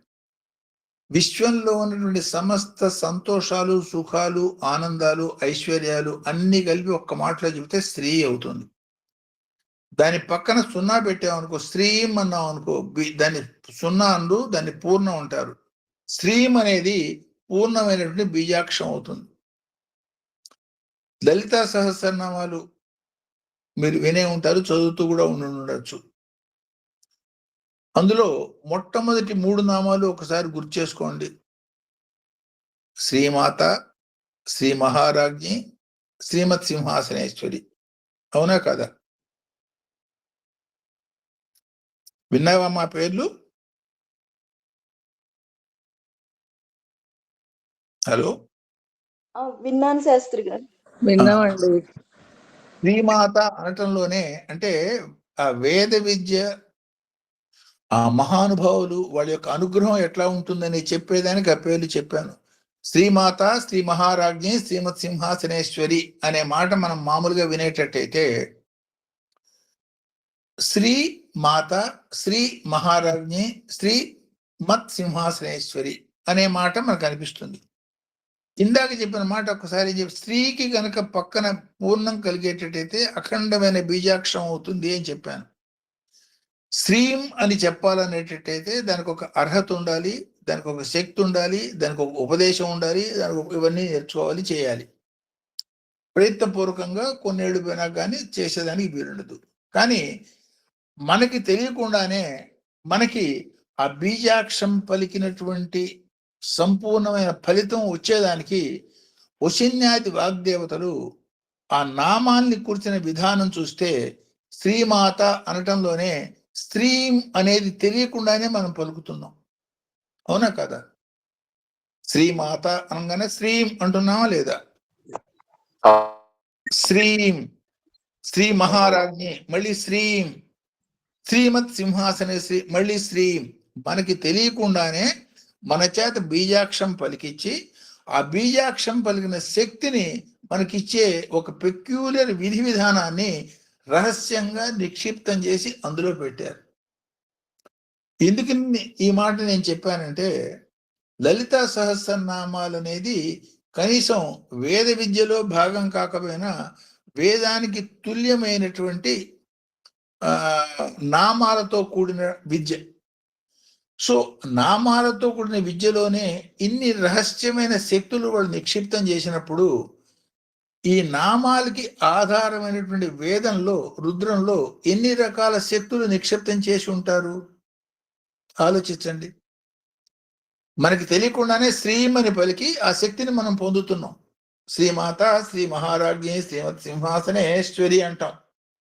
ఎవడు నేను శ్రీమంటున్నానని వాళ్ళకి తెలియని కూడా తెలియదు. అంటే మనకి తెలియకుండా చిన్నప్పుడే మనకి ఓం నమ శివాయ అని దిద్దిస్తారు. ఓం నమ శివాయ అని దిద్ది అక్షరాభ్యాసం చిన్న పిల్లవాడికి 4 ఏళ్ళు 5 ఏళ్ల పిల్లవాడికి 3 ఏళ్ల పిల్లవాడికి రాయిస్తారు పలక మీద పాత పద్ధతుల్లో. ఇవాళ ఇంకేవో చెప్తున్నారు, అది వేరు విషయం. అందులో మనకి తెలియకుండానే అఖండమైనటువంటి విద్యా రహస్యాన్ని అందులో నిక్షిప్తం చేసి మనకి చెప్తున్నారు. అంటే ఇదొక ప్రత్యేకమైన సాంప్రదాయం. ఈ సాంప్రదాయ విద్యల్లో అఖండమైనటువంటి రహస్యాన్ని నిక్షిప్తం చేసి ఆ చేసిన మానవుడు పొందేదానికి, ఆ ఫలితాలు పొందేదానికి చేసిన ఏర్పాటుగా దాన్ని అర్థం చేసుకోవాలి. అన్ని రకాల స్త్రీలకి ఆధారమైంది రుద్రం కాబట్టి దాన్ని శ్రీ రుద్రం అన్నారు. ఈ సప్త సంఖ్య అనే మాట కూడా షడ్భావం మానవయత్నం సప్తమం దైవకృతం. 7 6 వంతులు మానవ ప్రయత్నంతో మాత్రమే సాధించాల్సి ఉంటుంది. మానవ ప్రయత్నం 6 వంతులు నేను పూర్తి చేశాను అంటే పూర్తి చేసినా పని పూర్తి కాదు. భగవంతుడి యొక్క అనుగ్రహం జోడించినప్పుడు మాత్రమే ఈ 6కి ఆ 1 కలిసి 7 అనే సంపూర్ణత లభ్యం అవుతుంది. ఆ మాట ఇండికేట్ చేయటమే మానవుడికి భృకుటి దాకా ప్రయత్నపూర్వకంగా ఊర్ధముఖంగా ప్రయాణం చేసే అధికారం ఉన్నదని, అక్కడ దాకా ప్రయాణం చేసిన వాడిని ఆటోమేటిక్గా ఊర్ధ్వ స్థితికి 7వ స్థితికి భగవంతుడు తీసుకుపోతాడని సాధనాపరంగా మనం చెప్తాం. దీన్నే లలితా సహస్రనామాల్లో షట్చక్రోపరి సంస్థిత అనే నామాలుగా చెప్తారు. అంటే 6 చక్రాలు సాధించుకున్న వాడికి 7వ చక్రానికి ఆటోమేటిక్గా తీసుకుపోయే ఓ మహాశక్తి నీకు నమస్కారము. అంటే షడ్భావం మానవయత్నం సప్తమం దైవకృతం. 6 వంతులు మానవ ప్రయత్నం చేసినప్పుడు భగవంతుడు అనుగ్రహించి 7వ స్థితి కల్పిస్తాడు అనేది సంకేతం. అట్లా ఈ మంత్రంలో కూడా ఈ 7వ మంత్రంలో ఈ జ్యోతిర్మయ తత్వాన్ని పెట్టడంలో దాని యొక్క అంతరార్థం మీరంతా జ్యోతిర్మయమైనటువంటి ఆ భగవంతుడి యొక్క రూపాలు, అది గమనించి ఆ జ్యోతిర్మయ తత్వాన్ని పొందండి అన్న మాటని అసౌ ఎస్తామ్రో అరుణ ఉతభృశ్రుమంగళ ఏ చేమాగం దిక్షు అవితో ఆ మంత్ర రూపంలో మనకి చెప్పడం జరిగింది. అందుకని 7వ మంత్రం యొక్క ప్రత్యేకత కొన్ని నెలల మట్టి ఈ మంత్రం మనం చెప్పుకుంటున్నాం. ఇవాళ కంక్లూడ్ చేద్దాం అనుకున్నాను కానీ కాలేదు. వీలైతే నెక్స్ట్ సాటర్డే లేక ఆ పై సాటర్డేనే కంప్లీట్ చేస్తాను. సో 7 అనే సంఖ్య యొక్క ప్రాధాన్యత అది. స్త్రీ రుద్రం అనటంలో ఉద్దేశం ఇది, స్త్రీ మనటంలో ఉద్దేశం అది. అట్లా మనకి తెలియకుండానే అఖండమైన శక్తి మనకు కలిగేదానికి చాలా కరుణతో ఆ మహానుభావులు ఏర్పాటు చేసిన బీజాక్షర నిక్షిప్త శక్తిగా దీన్ని అర్థం చేసుకోవచ్చు. చాలా బాగా చెప్పారు శాస్త్రి గారు. గురువు గారికి ఆత్మనమస్కారాలండి. యోగము సూక్ష్మంగా యోగం అంటే విద్య అంటే అక్షరాలు. యోగం అంటేనే కలయిక అమ్మ. యోగం అంటేనే అనేక రకాల కలయికలే మన విషయంలో ఇందాక ఒక మాట చెప్పాను. సృష్టి అంతా అనేక రకాల, ఇప్పుడు మన శరీరమే ఉన్నది. మన శరీరం యోగంతో తయారైంది. మన శరీరంలో పంచభూతాలు ఉన్నాయి. ఈ పంచభూతాలు ఎట్లా ఉన్నాయి? పంచభూతాలు అంటే ఏమిటి? నేల అంటే మట్టి, భూమి, నీళ్లు, అగ్ని, వాయువు, ఆకాశం. మన శరీరంలో పంచభూతాలతో ఏర్పడేది శరీరం అన్నాను. దీనికి తేడా ఉంది కదా. ఈ నీళ్ళు పంచభూతాలు అని ఎట్లా చెప్తున్నారు అంటే దాని అర్థం అన్వయం ఇట్లా చేసుకోవాలి. మన శరీరంలో ఉన్న ఘన పదార్థాలన్నీ భూమికి సంబంధించినవి. మన శరీరంలో ఉన్న ద్రవ పదార్థాలన్నీ పంచభూతాల్లో జలానికి సంబంధించినవి. మన శరీరంలో ఉన్నటువంటి కామక్రోధాలు, కోపం ఉన్నదా లేదా, కామం ఉన్నదా లేదా, 2 చేతులు ఒకదానికొకటి రాస్తే వేడి పుడుతోందా లేదా, ఇవన్నీ అగ్నికి సంబంధించినవి. చనిపోయిన శరీరంలో అగ్ని బయటికి పోయింది, బతుకున్న శరీరంలో అగ్ని ఇంకా ఉన్నది. సో ఈ అగ్ని మూలంగానే కోపం కలుగుతోంది, అగ్ని మూలంగానే కామం కలుగుతోంది, అగ్ని మూలంగానే ఆకలి కలుగుతోంది. సో ఇవన్నీ అగ్నికి సంబంధించి మన శరీరంలో ఉన్నాయి. వాయువు, మన శరీరంలో ఉన్న ప్రాణవాయువులు, పంచ ప్రాణవాయువులు, పంచ ఉప ప్రాణవాయువులు, ఈ 10 ప్రాణవాయువు కలయిక మూలంగానే శరీరం ఈ మాదిరిగా ఉన్నది. అవన్నీ వాయుతత్వానికి సంబంధించినవి. మనం ఆలోచించగలుగుతున్నాం. మనం ఆలోచించిన ఆలోచనని మాట రూపంలో చెప్పగలుగుతున్నాం. ఈ ఆలోచనకి కారణమైన శక్తి భూతం ఆకాశం. అంటే పంచభూతాలు వాటి యొక్క సూక్ష్మ తత్వాల రూపంలో కలిసిపోయి మన మానవ శరీరంలో ఉన్నాయి. ఈ కలవటం అని యోగం అన్నాం. రెండు శరీరాలు కలిస్తే దాన్ని సంభోగము అన్నారు. అంటే అందులో కూడా యోగం ఉన్నది. ఈ శరీరాల కలయిక మూలంగానే మీరు సుఖం అని అనుకుంటున్నారు. ఈ శరీరాల కలయికతో వచ్చే సుఖం కన్నా కోటాను కోట రెట్లు ఆనందాన్ని మీ శరీరం మనసుతో కలిసిన ఏకాగ్ర స్థితి పొందినప్పుడు పొందుతారు. అఖండమైన బలాన్ని, శక్తిని కూడా పొందుతారు. సో ఆ ఏకాగ్రత అనేది యోగము. శరీరాన్ని మనసుతో ఏకం చేసే యోగాన్ని హఠయోగము అన్నారు. సో ఇంకొంచెం పై కనుక తీసుకుపోయేటట్టయితే ఈ మనస్సుని ఆత్మతో సంధానం చేసే యోగాన్ని లయయోగము అన్నారు. వాడు కళ్ళు మూసుకుని ధ్యాన సమాధిలోకి వెళ్ళిపోతాడు. మిగతా ప్రపంచంతో శరీరం వాడికి సంబంధమే ఉండదు. ఆ స్థితిలో వాడు పొందే ఆనందం మామూలు రెండు శరీరాలు కలిసిన ఆనందం కన్నా ఏకాగ్రమైన మనసు పొందే ఆనందమే కొన్ని వందల రెట్లు ఎక్కువ ఉంటే, దానికన్నా కొన్ని వందల రెట్లు ఎక్కువ ఆనందం ఆ సమాధి స్థితిలో ఉంటుంది. అట్లా మనలో ఉన్నటువంటి ప్రాణశక్తి, ఆత్మ లేదు ఆ జ్ఞానశక్తి, విశ్వం అంతా ఉన్నటువంటి ప్రాణశక్తితో కలిసినప్పుడు పొందే ఆనంద స్థితి ఇంకా ఎక్కువ ఉంటుంది సుమా. సో ఇవన్నీ యోగంలో అనేక స్థాయిలు. లౌకికమైన జీవి ఆ సంభోగం మీదనే వాడు దృష్టి అంతా పెట్టి శక్తి అంతా అక్కడ వేస్ట్ చేసుకుంటూ ఉంటాడు. కొంచెం ఆలోచించి సూక్ష్మ స్థితికి పోగలిగిన వాళ్ళు యోగ మార్గంలో ఉత్తమమైనటువంటి యోగాలు సాధించడానికి ప్రయత్నం చేస్తారు. కాబట్టి ఈ మార్గంలో స్థూలం నుంచి సూక్ష్మానికి ప్రయాణం చేసిన కొద్దీ మీ యొక్క ఆనందానుభూతి కోటాను కోట్లట్లు పెరుగుతుంది సుమా అన్న సంకేతం.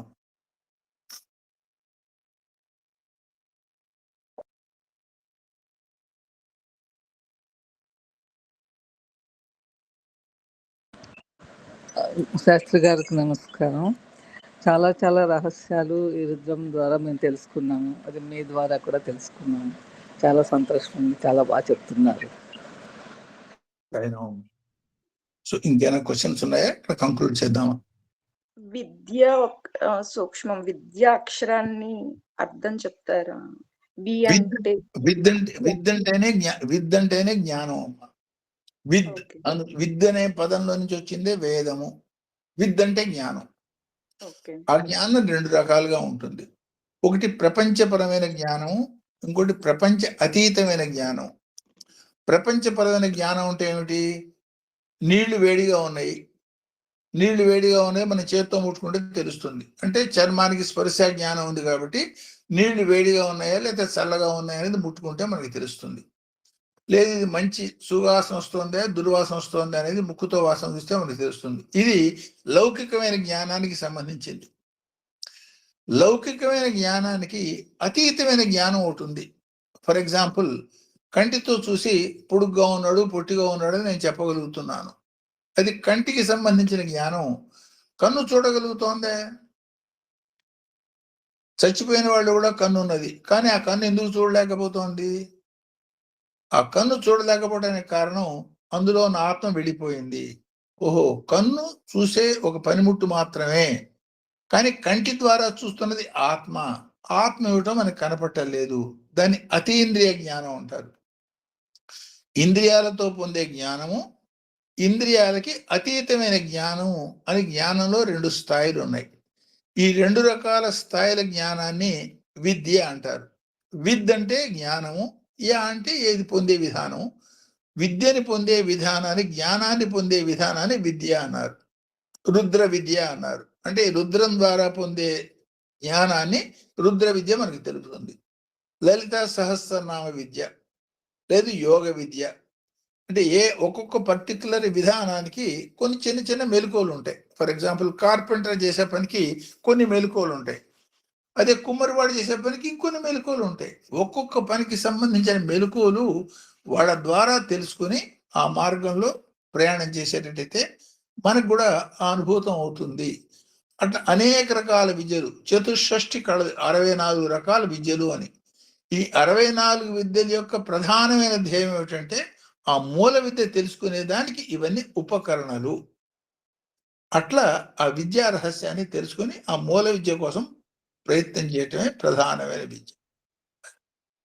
ఆత్మ నమస్కారాలు శాస్త్రి గారు.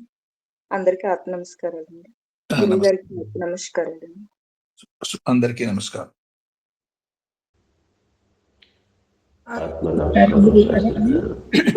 ఆత్మ నమస్కారం శాస్త్రి గారు అండి. ప్రార్థన చేస్తానండి. చేయమ్మ చేయి. మా సద్గమయ తమసో మా జ్యోతిర్గమయ మృత్యోర్మా అమృతంగమయ.